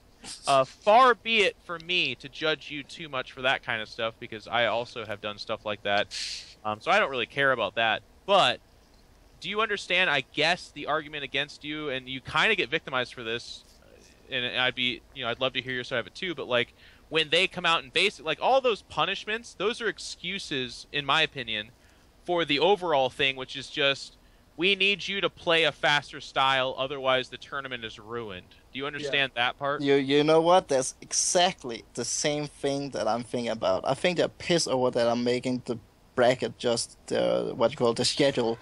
I just make it blow up. So. Well, I think the biggest thing. So the tournament schedule, of course, is fucked up when you have games that long. But Blizzard doesn't like when somebody does a strategy that looks like that and it makes the game look broken. Like, you watch that game and you're like, something is wrong with StarCraft for this to be a thing that happens in, to most viewers, a top-level game. You know, most people are watching, they're like, oh, it's European WCS qualifier. This must be some of the best players in the world. Whether or not that's true, whatever, it doesn't matter. But that's the perspective, that's the perception that people are getting. And when you do something like that, you put more attention on it. And I think it seems obvious to me that Blizzard knows this is an issue. They just won't act on it until Legacy. Because there's a whole bunch of changes. Like, the Swarm Host is completely different. The Raven gets a bit of an overhaul. Like, the duration on the abilities gets reduced to go make some of that turtle effectiveness go away. And it's like this weird period where they know it's a problem, they have fixes coming, but they're not here yet. And then you bring attention to it, and they're like, well, let's just... You know, none of these rules that he broke like actually matter, but we really don't like what he's doing. Right. So here we go. All right. Yeah, true. That's it. I totally agree with you. Okay. So, Kane, do you have anything before we go? No, not really, to be honest with you. I'm just listening and trying. Like, I do understand both viewpoints, so not much to add. All right. Hey, Lillekanin, thank you for coming on. No problem. Have a good one. Thanks, man. So. See you. Bye, Ben. See ya. See you. And he's gone. All right. So cool. I am obviously bad with keeping a time thing, so that didn't last exactly 5 minutes, but went a little bit over. All right. So where are we at now? Let's talk real quick before we go into Kane's things, and that'll be the last part of the show. Let's talk about the new maps. Kane, what are you thinking of them? I love the new maps, man. I think they're awesome. You're like the only person. I'm not even being sarcastic. I thought you were trolling when you said that before. No, it's great. No. I think they're really cool. I think especially the secret spring map with the rocks in the middle, that opens up some really cool features. I think the Inferno Pools one is a bit tough. It's kind of boring. I don't like that one too much. But I think Vandy, the Expedition is really hard for Zerg, but I really like the rocks leading to the third. I think it'll open up some new cool play styles. Same with Secret Spring. And the other long one, I forget what it's called. What is that? Is that the Vandy one? The one that goes vertical? The vertical spawns? Yeah, the long, skinny one. Yeah, I think that's the Vandy one. Okay. So I think that one is a bit boring. I think it's really good for Zerg. I think It really is. yeah, I think that one will be a little bit Zerg imbalanced, but the other ones I think are really, really cool. Which is the hard third for Zerg? The Expedition Lost one. Okay. All right. Yeah, and that one will be very hard for Zerg. But all in all, I really like the direction they're going with the maps, and I really enjoyed playing on them so far. So I have no complaints. I think Blizzard did a really cool job this season. All right, QXC, what you think? I've only played a few. No, I think I've played every map maybe about 2 times, and they seem, based on what I saw on Reddit when they were announced, I felt like the maps were going to be terrible. Like I was going to play them and like my computer was going to explode and overheat and like my motherboard was going to melt.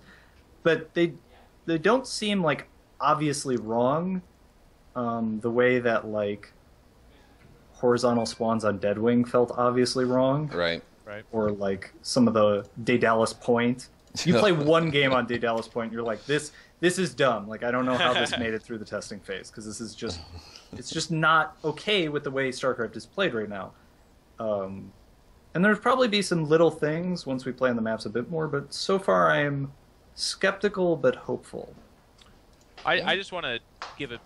I say this every time, but I'm just so happy that they are making new maps, and there are new maps. There's going to be some duds, but that's fine. They've kind of hit a rhythm where it's like they're not going super crazy. They still haven't tried to force us into that like lava raising map, which I was definitely afraid that eventually that would happen. Because that actually killed my interest in the single player. I got to that level and I was like, oh, fuck it, I'm done with this now. But like for the most part, the maps are fine. Inferno pools, you probably shouldn't be able to get lateral positions. I don't, lower left, lower right, top left, top right. I think that's probably something that we should have done away with a long time ago. Right. So perhaps that gets looked at for competitive play. Otherwise, it's a pretty good 4-player map. I love that there's island bases in there. We need more island bases in StarCraft 2. It was something that in Brood War they also underutilized, mostly because it's imbalanced against Zerg. But fuck Zergs, right? I mean, let's be honest. I'm just kidding. I'm kidding. I know. I agree with you, actually. I think that, like, so what if something is a little imbalanced, right? Zergs will have to adapt. I completely agree. Well, there's also vetoes, Yes. I don't. Absolutely. Yeah. I don't think there's anybody who would argue that Protosses hate Catalina, basically, Right. by and by against Terran. You could say like, yeah, it has no islands, but like the whole map fucks Protoss in that matchup. Right. And that people happens. are okay with that. So if islands are a thing that makes it so like Zerg has a hard time on that map, it's not entirely unheard of to have maps in the pool that just aren't good for a specific race. I'd also add though that it's an acceptable imbalance. Like island expansions aren't all of us. They're not game breaking against Zerg. It's not like Zergs are like, well, what do I do now? It's like half the Zergs have Mutalisk anyways, and so they have. Anyways, the point is, I think island expansions are okay. The maps are mostly good. I agree with all the points that they said, but I do like the dynamics. I like rocks collapsible in the middle of the map. I like that that's a major choke point. You have to open up some rocks to kind of actually open up that map, so that is an interesting dynamic.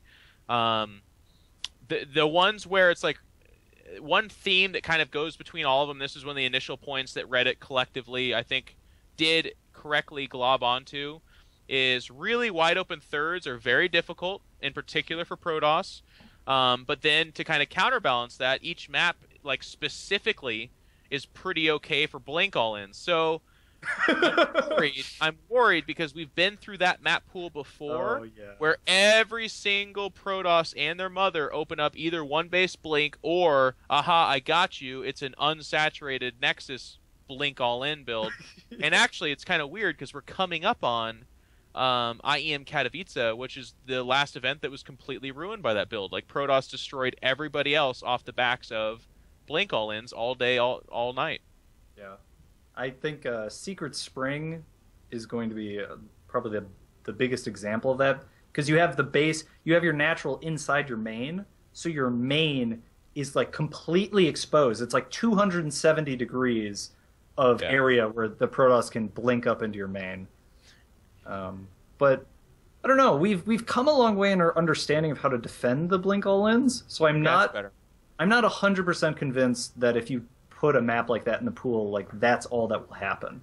It might be. It might be that blink is too strong on those maps, but it might be that Terrans are now like good enough at understanding and reading that build that it doesn't just dominate that matchup. It'll be mitigated at least. If it does get to that point, Terrans will have a better understanding of it, that's for sure.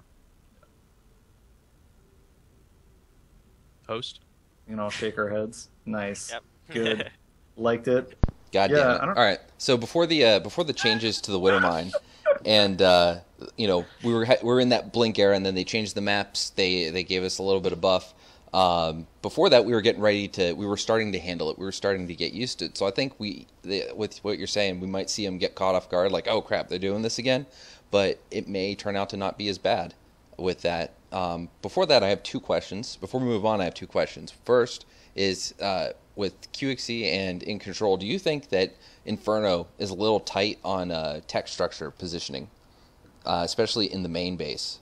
Do you think do you feel constrained? That's part of it. That's one of the you know, Kevin was just talking about how a wide open map is really good for Terran because they have so much space to land, stim, and run in and do damage. Mm-hmm. On a smaller map, there's a pro and con to that. The buildings and tech is condensed, so it's easier for scans, and if you get in there, there's perhaps more condensed buildings, but maybe the Protoss builds their tech now closer to the natural and inside the natural, which again has pros and cons. So it's what I'm okay with about that is that you're gonna get your maps where you have a big main, which again has its pros and cons, or you're gonna have small main, which, like I said, yep. And this dates back to the beginning of StarCraft. That's something that they had. We used to have, and again, not to sound too much like the old folk on the cast, but there was a map where I can't remember, it was space tile set, but your main could fit like a gateway or barracks in 3 other buildings, and then you had to build outside of it. It was kind of crazy and kind of fun in that way. Change. I think I remember that map. I couldn't name it to save my life, but it was a really cool map. Me neither. All right, so Jeff, what are with the entire map pool? So old maps and the new maps. Old maps are there. What are your bans if you're going into a tournament against, you know, I guess each matchup? I mean, you know, unsurprisingly, if I'm facing a Zerg or Terran, Catalina's gone. Overgrowth is the new kind of gridiron map. I'm pretty okay with that in all the matchups. It's great. Mm-hmm. Secret Spring is one that anytime there's a gold base, you're a little bit worried about that facing a Zerg. I'm not sure how that shakes out. The new maps, you're going to kind of have to wait and see a little bit. Yeah.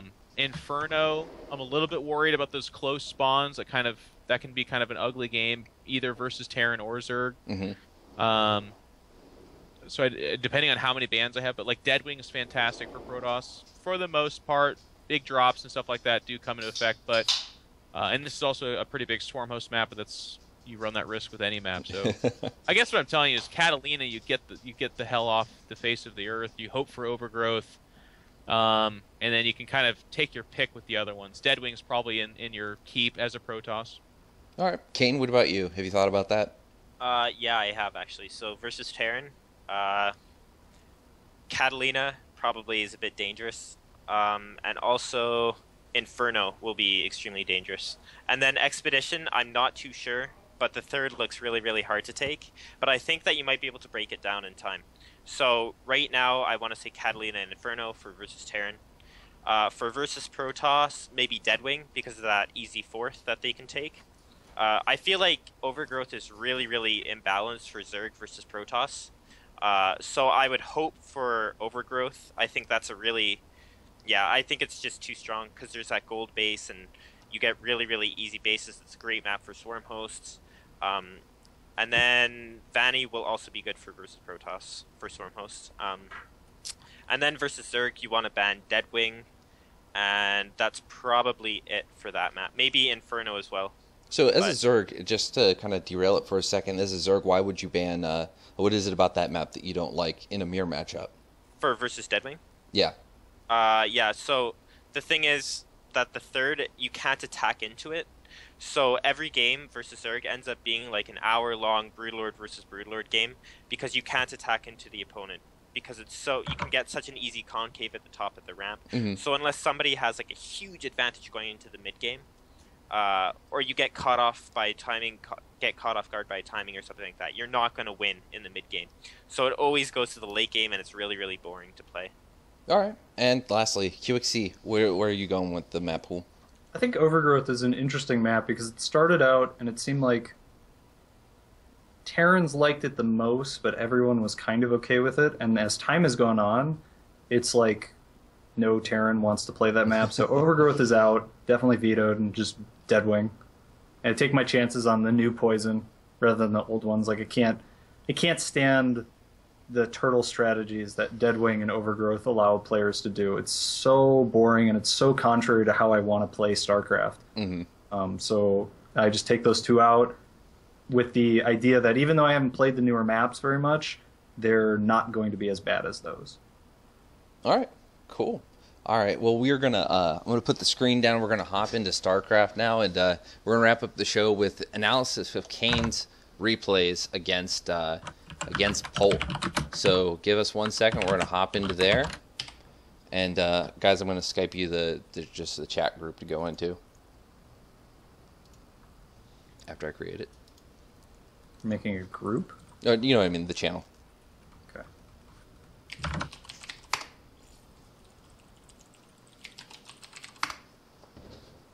Oh, we're using a new channel. We didn't like that old one. I forgot it. Okay, well, this new channel is good too. It's even better. Yeah, I'm pulling in your replays. I had to email them to myself because I took them down on my Mac. I hope they're the right ones. Yeah, hopefully, right? If not, I've got this really good replay where I nuke Puck like 10 times. Was that in the preliminary show matches? Yeah. Yeah, I saw that game. That was really good. We could just watch that. We could make Jeff Dominated that cringe. series. Yeah. You dominated that series, though. I was pleased. It was a good day for me. Yeah. After that, I had like a migraine for the next 10 hours.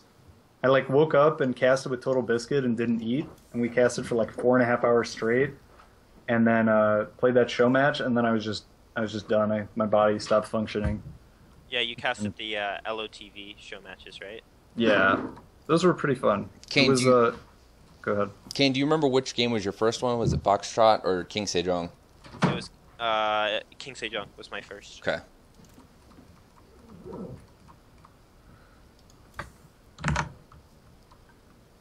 Getting in the lobby right now. Gonna invite you guys. But yeah, I don't know. Sometimes, you log on, like everything just works. You hit all your timings, you don't get supply blocked, you're making good decisions. Yeah. It was one of those days. Kane, I can't invite you. Oh shoot, sorry. I'll turn off my social settings. Okay, try it again. Thank you. Cool beans. Hey, give me the car keys. All right. Promote to lobby host. There we go.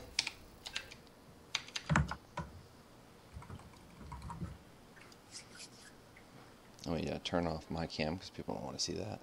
I'm always so self-conscious watching my own replays. I feel like you guys are going to judge me really hard. Well, but you won this series. How much could we judge you? But the first game, he dominated me, so... Well, good thing we're getting it out of the way.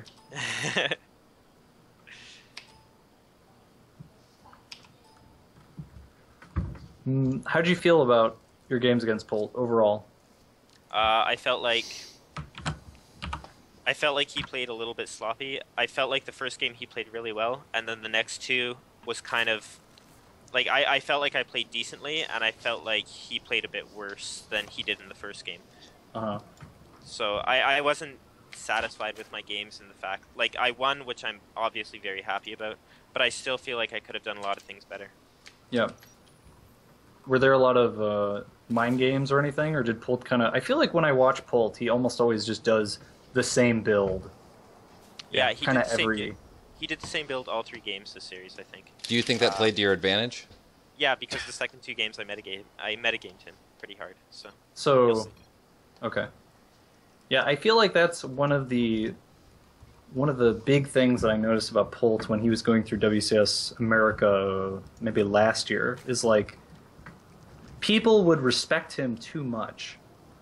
Not that he's not a good player, but he's super predictable. You'd watch a series against Zerg, and he would do the same build every single game, and the Zerg would never make that, take that risk to try and counter him. Just be like, you know what, Paul? Like, I'm pretty sure you're going to do the same build again, so I'm just going to gamble and try and counter this all the way. That's pretty classic, though. When a player reaches a level where they're feared and renowned, players typically play like safer and more. They play worse, is the bottom line against them a lot of the times. Mm-hmm. They feel like the player is good enough that they must be able to do lots of different strategies. Oh, Jeff, you're lagging. Yeah, my computer's having a tough time with this replay, I guess. You just couldn't handle the awesomeness. Probably not. Yeah. So, Kane, talk us through this game so far. So you took the gas in your natural. What's the deal with that? Yeah, so I saw that he had gone CC first. So I was getting a 17 gas, like a normal 16 pool 17 gas. But since he'd go CC first, I knew that his Hellions would be a bit delayed, and I wouldn't have to worry about any Reapers in the early game. So I decided to cancel that gas and just get it a few seconds later at my third. Or my natural, I mean. Okay, so... It just worked out for drone saturation. Like, it wasn't to mess up his scouting or anything. It just worked out that I had 16 drones in my main, and so I decided to... get the gas at the natural just for drone saturation purposes. Okay. Jeff, are you... I'm out, so you guys just go ahead and finish it. Okay. Okay. One. Yep, that works. I mean, you can obviously, chime in for commentary about what they say. Mm-hmm. Just imagine the game. My mind's eye. So, Kane, one thing that, not gameplay related, but you said GG at the beginning. Do you always do that, or was that a little confidence? No, I always... Like, it's not... It's just a way of saying good luck, have fun. Okay. Yeah, that's not like an offensive GG. If you... As long as you say GG with something else, it's more like, I hope that we have a good game. Not like, GG, you can leave now, because I already won. Okay. That was my attempt to bring drama from a gameplay. Continue, Kevin. Yep. So, what's your plan right now? So you know you went CC first, you got your third hatchery. How's your scouting doing? It looks like you haven't quite gone in. Yeah, I will soon though, I think, and I'll, he is going Cloak Banshee, obviously, so... Right. Right now it's just reacting to whatever he's going to be doing. If he's going through third CC, I would have just droned up really, really hard, but at this point, I see a Banshee coming, so I start getting Spore Crawlers. Right. And it looks... Oh, he does cancel, and he makes a Viking thereafter, so this is kind of what we talked about, I think, the last time we did some replay analysis, is when the Cloak gets scouted, the Zerg player basically has to make Spore Crawlers, because they can't risk letting a Cloak Banshee fly into their base, but the Terran player will almost always cancel a Cloak. Yep. And it looks like... So what's your game plan? Once you see CC first into Cloak, or at least a Banshee of some sort, it looks like you're going for a fast layer. Yep. So is it kind of like Spire before upgrades? Actually, usually I get, like, the layer is just for the Overseer, so I'll stay on 2 gases, and just, instead of going double Evo and then layer, I just reverse the order, but stay on the same number of gases. So I'll go layer into double Evo chamber. But my upgrades were a bit late this game, I think. Or my Evos started a bit late.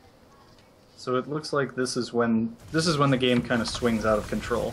Yeah. Hellions come into your third, and he gets that nice area there. And I feel like this mostly happens because you don't have a lot of creep spread, and so your units were out of position because you didn't have the amount of vision that you normally have. Did you delay, like, do an inject instead of a tumor earlier on, or delay one of your queens or something? I did delay my queens, yeah. Because I got my third hatch at, like, 4 minute 50 second instead of, like, 6 minutes. So I delayed my queens, and maybe that's why my creep spread wasn't that great. Or maybe I wasn't paying attention because I do have an Overlord here, and so he did swing in through that way to the third base, but maybe I just wasn't paying attention or something like that. Looking at this replay, he's killed 21 drones already. At the time, I thought he had killed like 8 or 9 drones. So I felt pretty good at this point. I was like, yeah, he just sacrificed like all of his Hellions and just killed a couple drones. But in reality, I was super far behind at this point now. Yeah, and just in terms of bases, do you always take the... I noticed you broke the rocks to that left side base. Do you always take that base first? I always take that fourth base. The middle one is really easy for them to push, especially if they get the center fourth, and then they can easily push. And this one, they can go behind and drop Marines on this little cliff here, and it's really tough. Yep. And so, at this point, yeah, this feels pretty tough for you, because I guess I don't know if you noticed, but before those Hellions actually all died at your third, you had already lost 8 drones. Yep. And then, of course, now you're up to about 20 drones lost, and we can see that kind of manifesting itself in the way that this push is playing out. Like, you didn't really have a lot of banelings, you had to cancel your hatchery, and he's actually denied all of your creep. Yep. Do you think that most of this is just because of the economic damage you took? I would say so, and also I forgot my Spire for a little while. It was about like a minute too late or something like that, so a pretty big, significant thing there, but it was mostly the economy, yeah. I would definitely say so. Yep. So what do you do when you're in this position? You've got your fourth, but there's no creep on it, so you can't really saturate it. Are you just planning to basically do it like a 3-base all-in? You're just going to make as many units as possible? Yeah, this isn't a position that you ever really want to be in. I would say the 2 best things to do would probably be just go for like a big 3-base timing once your 2-2 finishes, and hope that their 2-2 isn't done, or that you get a really good engagement. And the second option would probably be to counterattack, which is also probably might even be a better option, because counterattacking always forces multitasking. And but the thing is, I was scared to counterattack because I played Polt in the past, and I know that he's very good at dealing with that kind of thing. Yep. How hard is it to control this situation with the mines out there? You know, multitasking the mutas, the banelings, the lings. The thing that makes it probably the hardest is this Thor that's shelling away at the mutas, because as soon as you go in to pick off Widow Mines with the Mutalisks, the Thors will get some good hits off. So it's definitely a bit hard. And yeah, at this point I decided to go forward, but then I moved back apparently. I would say in this position, because of your creep spread, a counterattack makes a decent amount of sense, because it's actually pretty quick for you to move around the map. Like, if you had 1 or 2 more tumors here, then you have vision like almost to the point where you're going to be attacking. Yep. But you chose to just basically hold on to this base. And that seems a little bit confusing to me, because you're not really going to be able to saturate it. Like, do you feel like if your opponent is sitting outside your base like this, you're ever actually going to have time to make drones? No, like, it was probably a mistake looking back at it now. But that fourth is pretty important for production, since I didn't have a macro hatch or anything like that. And once you're, like, I probably should have just sacked it, gone for a counterattack or something like that. So I would say it was a mistake to do that, but I didn't feel much, I didn't feel like I could do much else at that point, really. Right. But in reality, I probably could have. I should have gone for the counterattack and stuff. So you did just push him back now. Do you feel like this is a position where you can actually like make drones, or are you more worried about making lings because you know there's a big counterattack coming? I know that even if I make drones right now, I'll still be behind on economy because he just got his 4th base. So now I feel like I absolutely need to kill him. I did drone up a little bit on my 4th because I was pretty low on drones. But I feel like it's either now or never. Like, I killed almost his entire army, and I know that he has a 4th base now, so I felt like I needed to attack. Again, right. It's not a position that you ever want to be in. I have no hive. My infestation pit is just halfway done now. Yeah, I think the underlying theme here is making the best of a bad decision. When I'm asking you, would you do this or this, I'm not implying that either of them is the correct decision or the best one. Or rather, either one is a good decision. It's just, is it the best you could do given the situation you're in? It's damage control, in other words. Right. Yep. And yeah, it kind of feels like there's not a ton to talk about. Like, I would almost look at this, if I was just watching replays to get something out of them, I would watch this replay, and as soon as Polt kills 21 drones, I would probably turn it off. Because it's like, well, you know, if I kill 21 drones against Kane in the first 8 minutes of the game, like, I think I can also carry it out into a macro victory. Because there wasn't really a whole lot going on here. It was, he killed a bunch of drones, and then his first push denied your 4th, and you were behind because of the drones that were lost, and then he just basically sat outside your 4th and kept pushing. Yep.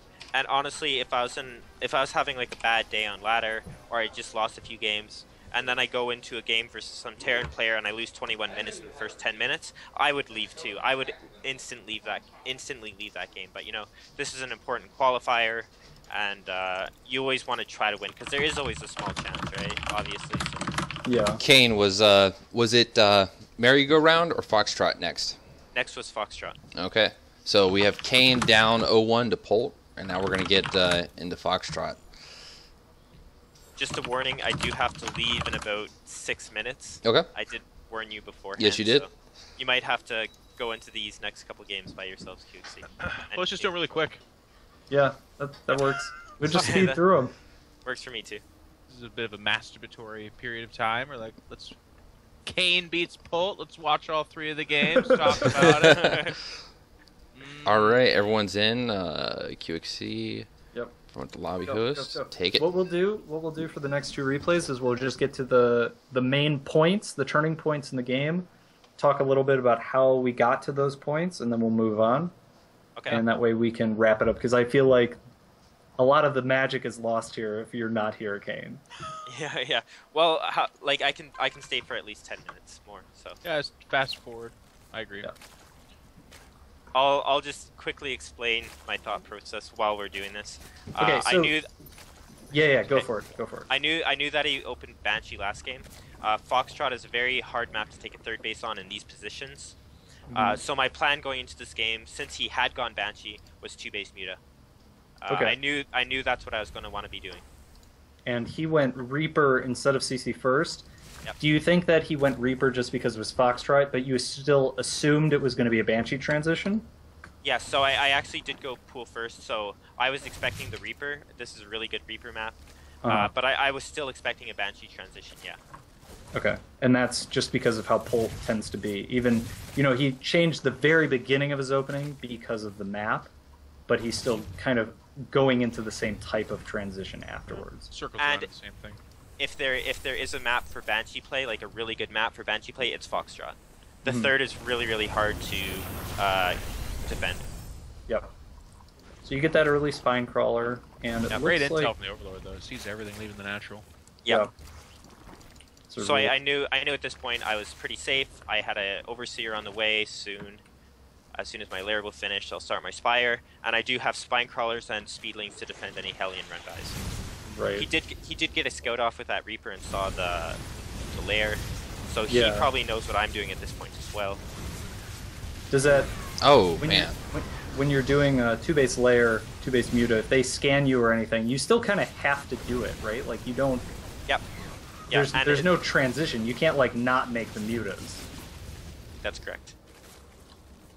I did lose a couple queens with sloppy micro there. I overextended a bit with the queens. But Even if they all in all, scouted, though, they don't have stim yet. They have to make missile turrets. Right. They've spent so much on Reaper Hellion that they have to be back at home making Marines. So it has the same effect, I feel. Yeah. And it actually almost feels like it's better for you that you didn't scout the Banshee this game, because he committed to Cloak and a second Banshee. Yep. So he I don't know if you saw that, but he just committed all of his Hellions. Like, go back until like 10 minutes probably.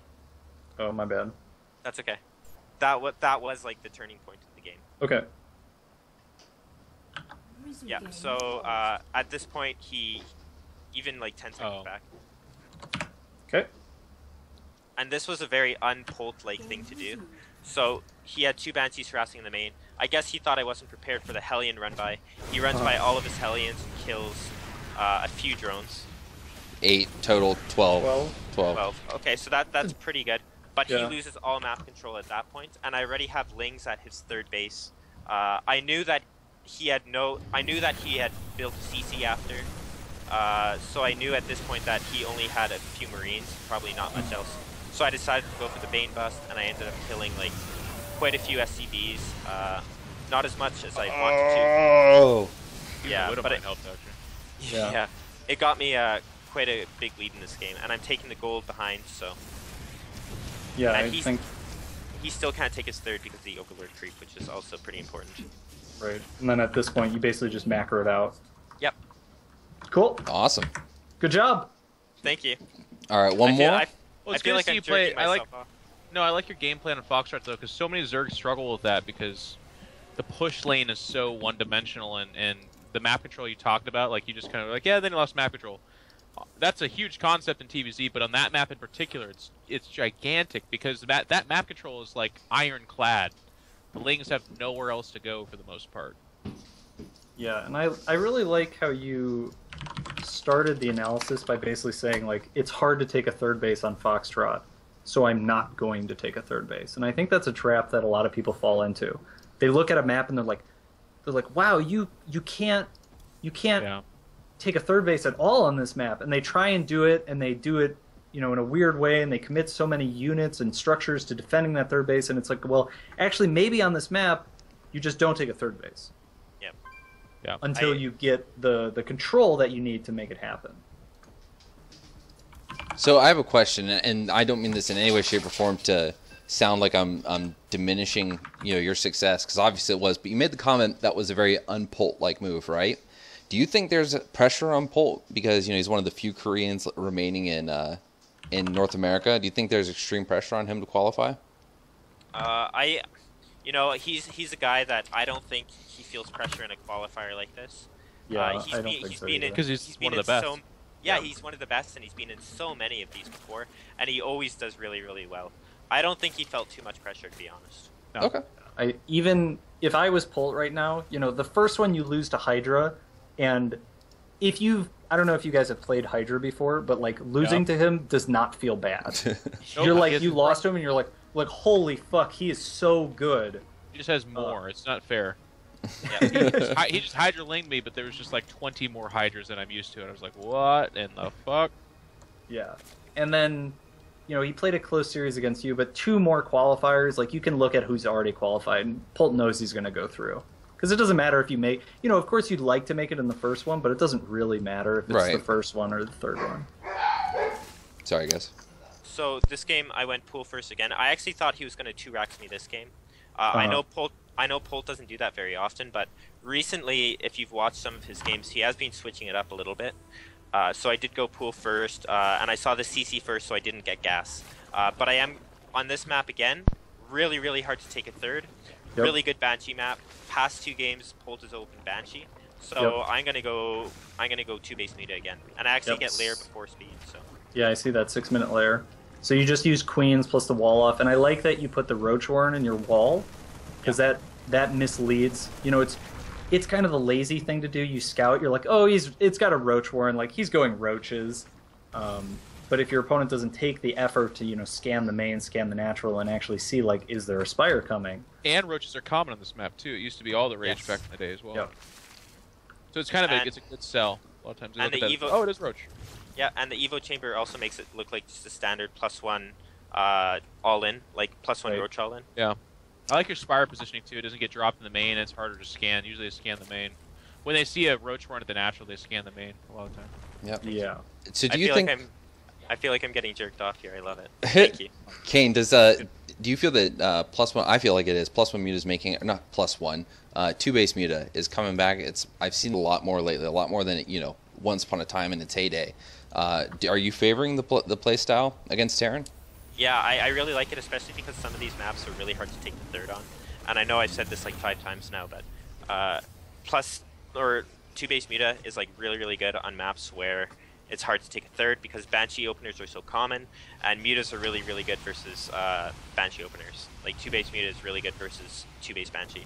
Yeah, there's kind of a cycle here. It was 2 base Muta loses to fast 3CC, which loses to Roach Bane.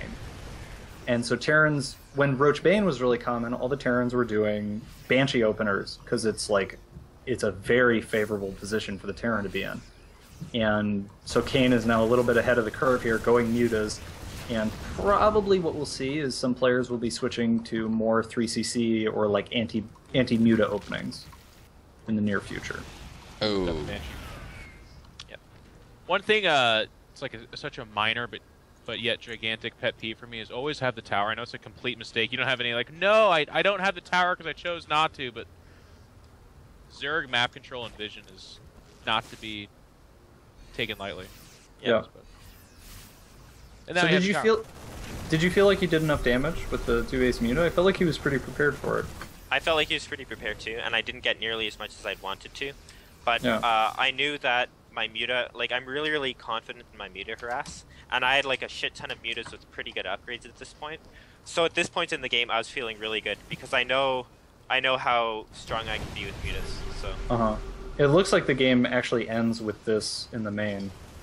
Like, you cleared a bunch of Marines, you killed the turret, you killed SCVs. Actually, the turret's open though. Yeah. Missile turret. I probably should have stuck around a bit more and tried to do more damage there. Because, like you said, he had nothing there. He's still not building anything there. Could have killed the bunker at least, and then really popped open that can. Yeah, I agree. That's definitely a bit of an oversight by me. At this point in the game, how did you feel? I felt confident. I had like a huge army. My 2-2 was behind his, obviously. But as soon as that finished, I was going to go for a big timing. And with +2 mutas and a big 2-2 attack, it can be really, really tough for Terran if you have like decent control. I think if Pult had gone to your 4th base and either forced you to lose your 4th base or fight 2-2 versus 1-1, that would have been enough for him to win the game. Oh. I like his disagree? random mines. Yeah, Pult is always good at positioning his widow mines. Oh. Oh, didn't pay attention. Nope. Got caught there a little bit. Alright, so you're both maxed, and your 4th base isn't actually saturated. So this seems actually favorable for the Terran? Yeah, I kind of think so too, but if you look The at army's the drone small count, though. I mean, it's not, but it's in segments small. Yeah, so I did watch the end of this Now game. he's fighting away from the widow mines. Well, I just you gotta set get off, like, overlord speed too, I think. Okay, I think you just did get it. Okay. Yeah, so it looks like the killer here was your map awareness and map movement was better, and so you were able to basically fight half of his army. Yeah, like I had set off like 4 widow mines before too, which is huge because they were all in the middle, and then I just split versus the rest. So yeah, at that, like, I just killed his entire army. We're gonna be even on upgrades for the next. I was thinking like minute or so we'd be even, but it's a little shorter than that. So I needed to go now because this +3 is just about to finish. Yeah. And you're behind in hive tech end actually, but that's I mean, pretty normal. Get that Thor for a while. Yeah. If you don't really saturate a 4th, you can't. Yeah, you can't transition do it. I know. And at this point, I was like, "Okay, I'm gonna lose because he's gonna have a bunch of rallying units, and it's gonna clean up my army." And I saw the drop in the main, but I wasn't. I was too focused on this attack. I was like, you know what? Yeah. I'm nervous as hell right now, and No, I just want to win. Game over. Yeah. And now, at this point, I was like, "Okay, I win." But Yeah, I actually feel like you didn't. I think if Pult looked at this game, played it again, or was maybe something was a little different, I think you would never have secured a 4th base, and you would have had a very hard time taking a good fight in the middle. Oh yeah, the 4th's impossible for Zergon here because either one is like, you can take the 6 o'clock one, which is so far away that it gets poked and prodded, or you take the one that he took, which is the better of the one he tried the first time, but that one gets elevated and is the point of conflict for the rest of the game. He should have played to that. And he kind of did. That's why he set up the mines where he did, but he just got caught wandering away from the mines. Right. He was like going to swing around instead of elevatoring, and when he did that, you basically pounced on him and ended the game there. But he had such a big 2-2 versus 1-1 window. Yeah. I have one question real quick. Two questions before Kane goes. One is from me, one is from the Reddit thread that is up. But in that situation, you and QXC can answer this. In that, before you took that big engagement in the middle, where you took out his army and then you made the push towards his base, was there any opening for him to start drop play? Anytime before that? I mean, how would a Terran do that? I guess to distract you, to pull you back. Is it possible, or is the muta just make it not really? I think his main goal at that point in the game was to keep me from getting a 4th, and I didn't really. Like, as soon as he starts a push, then he should be dropping to distract me elsewhere. But he hadn't really started pushing hard on a 4th yet. Right. So I think that my mutas would have just cleaned up any drops, because I did have good upgrades, and I had a lot of them, and I had map vision. So I think that given a little bit longer, as soon as my 4th was up, then he wanted to start his drop play. Okay. Yeah, cool. Against 2-base muta, you don't drop too much. Sometimes you keep, like, one medevac active, and it's basically like when the mutas flew into Kane's main, or into Pult's main, then you would send the medevac into his main to get compensation or force the mutas to come home. But in general, you can't drop that much. And there wasn't a lot of pressure on Pult to drop, because he had he had a good economy, he had upgrade advantage, and you could see that the fourth wasn't mining. Mm-hmm. That's kind of a position where if he had kept himself group and kept better map control, map awareness, he would have been okay. But Kane, you did a good job moving your army around, and that's what allowed you to take the favorable engagement. Thank you. All right, and the last question is from Rifkin, and it says, why is Kane such an amazing actor for every commercial he's in? I think that's sarcasm because I'm a pretty shitty actor, but I don't know. It's just I get a kick out of doing stuff like that, so I think it's really fun. Cool. And I don't mind laughing at myself and looking at how big of an idiot I look like on camera. So. Awesome. Well, hey man, thank you for coming. You want to give your shout out before you go? Yeah, you can follow me on Twitter at MYIKane, and shout out to my team and their sponsors. I'm too lazy to list them all. And thanks for being really cool guests, iNcontrol and QXC, and thanks for having me on the show, Lillekanin. Anytime, man, anytime. So we'll talk to you soon. Yep, sounds good. Thank you. Bye-bye. Later. Dude. All right, so we're nearing the end of the show. We just went over the Kane replays. We discussed a lot tonight. I think we're keeping a pretty good pace, so let's wrap this up with a few questions. I'm going to scan through these. I've looked at a few of them. Let's see. I think there was one for you, Jeff, about Jaedong. Yeah, someone was just asking what the deal is with him because he didn't play in the WCS qualifier. I don't have an exciting answer. Just they're figuring out where he wants to play, what he wants to do in his future. So he's missing the first WCS, and he's still playing professionally and is happy. Good, good. Let's see what else. As a grandfather in StarCraft 2 scene, did you see that one? Yeah. I'll read it off for everyone. As a grandfather in StarCraft 2 scene, you had the esports talk with Nathanius to prepare him for celebrity and make sure that he wouldn't get taken advantage of. How would you give advice to Base Trade TV for the same in 2015? A little bit of a different beast. Like, Nathanius was a bedroom guy that liked StarCraft 2 so much that he would do it into the long hours of the night with a tie tied around his head. And that eventually gave birth to opportunities to do DreamHack and IEM and now where he's at. So it's a little bit different. Rifkin, on the other hand, not so much the bedroom kind of guy. He has amazing production. He has his own company. He's got tons of online casting gigs to do. I guess this question kind of comes off the heels of his little bit of a meltdown that he had where a guy had a bad experience in one of his tournaments and then took to Reddit and made a thread about his unprofessionalism and really kind of tried to rake him over the coals. And any time you're drawn out publicly like that, you're going to get, depending on the size of the thread, 20, 30, or 100 comments about how bad you are and how dumb you are. And until people experience that, they never really know that. People are always like, oh, just ignore it. Oh, just let it wash, just let it fall off your back. It's nothing. It's really hard to describe, but actually when that many people are saying mean and bad things about you, you can have the thickest skin in the world, which, I don't think I do, but I have pretty thick skin, and it still affects you. It can still really hurt you. Or you can have what happened with him, which is where he tried to play it off lightly, or at least that's what he claimed, but it ended up being not a meltdown. He didn't get naked, shave his head, and peanut butter on the webcam or something like that. But he definitely said a bunch of dumb shit, and he agrees with that.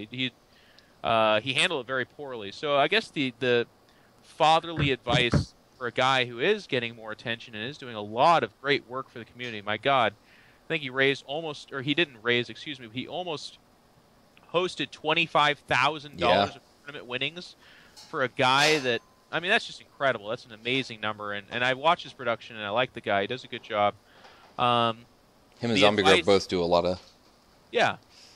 The advice would be, moving forward, just absolutely do what you can to be true to yourself, which I think is something that he is trying to do.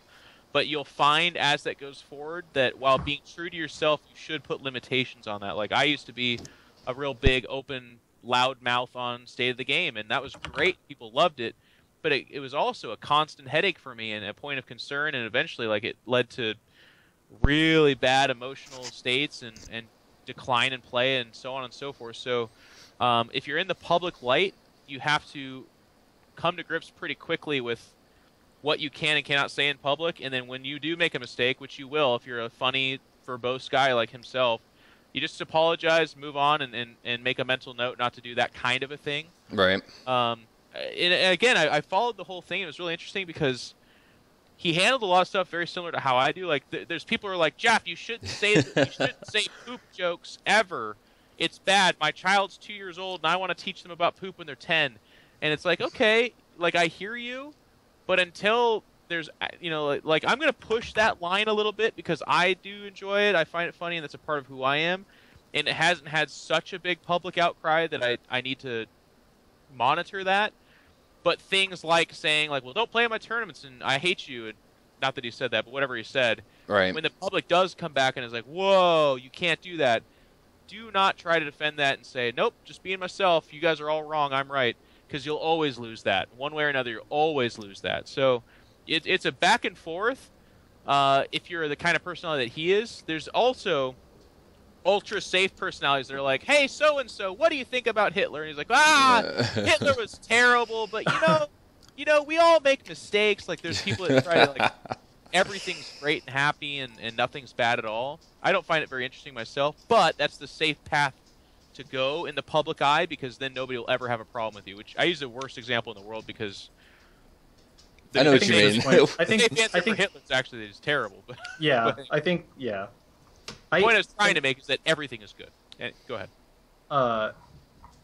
You said a lot of things, and Yes. there's a lot that someone could have taken from it. My biggest thing, my biggest, absolute, largest piece of advice for anyone who talks to other people online is never, ever say anything online until you're not emotional about it. And keep Because in the back that's of your mind that you Hard put to it in do, but very writing. sound advice, yes. Yeah, like if anything makes you upset, if you didn't sleep enough, if somebody said something mean to you in real life, if you just got hit by a bus and you're not feeling good, just don't say anything. Just sleep on it. Just go for a walk, clear your head, and you will absolutely post something that makes a ton more sense and will generate way less friction for you. Mm-hmm. Basically, every dumb thing that I've ever said online has been born out of being emotional about it. And as soon as I take a step back and I look at it later, I'm like, yeah, that's not really how I feel, and this is not the sort of thing that I want to deal with now. Yep. All right. Next question. We kind of talked about this a little bit, but just to make this one brief, with everything that's happened as far as behavior-wise, Lillekanin and all that other stuff, the issue with Cass, a while back. Do you guys think we need to adopt a standardization, I guess, across esports? I guess we can only focus on StarCraft since Blizzard manages WCS, but do you think that that we need to stick with that? And develop a standardization of what? Of behavior and punishment for bad behavior amongst the players. No, I think you need to just use your brain, and if you do dumb things, then you get punished for it. Yeah. Yep. Not worried about that at all. Yeah. We don't need someone to be like, I found a loophole. They said I can call the other person a poop, and I will now. And it's like, no. Okay, so common sense. That's the fourth time, and like the first time you used that voice, and you brought up the point that I made, and I want to defend myself, and I want to say that I didn't mean that as in like technically, to be contradictory. It was just more like I didn't want him to get a huge punishment. People were calling for an entire year-long ban, and I thought what they did was perfect. They used their discretionary clause to get punishment, so I didn't disagree with what they did. Until it's a problem, it's not even a problem, I guess. Yeah. That's the point to make. Like the crime and the punishment seem to fit.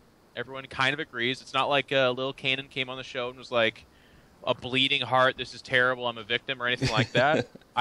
Blank said this was a punishment to move the tournament along, and he's like, yep, I agree. And then, okay, life goes on. Life finds a way.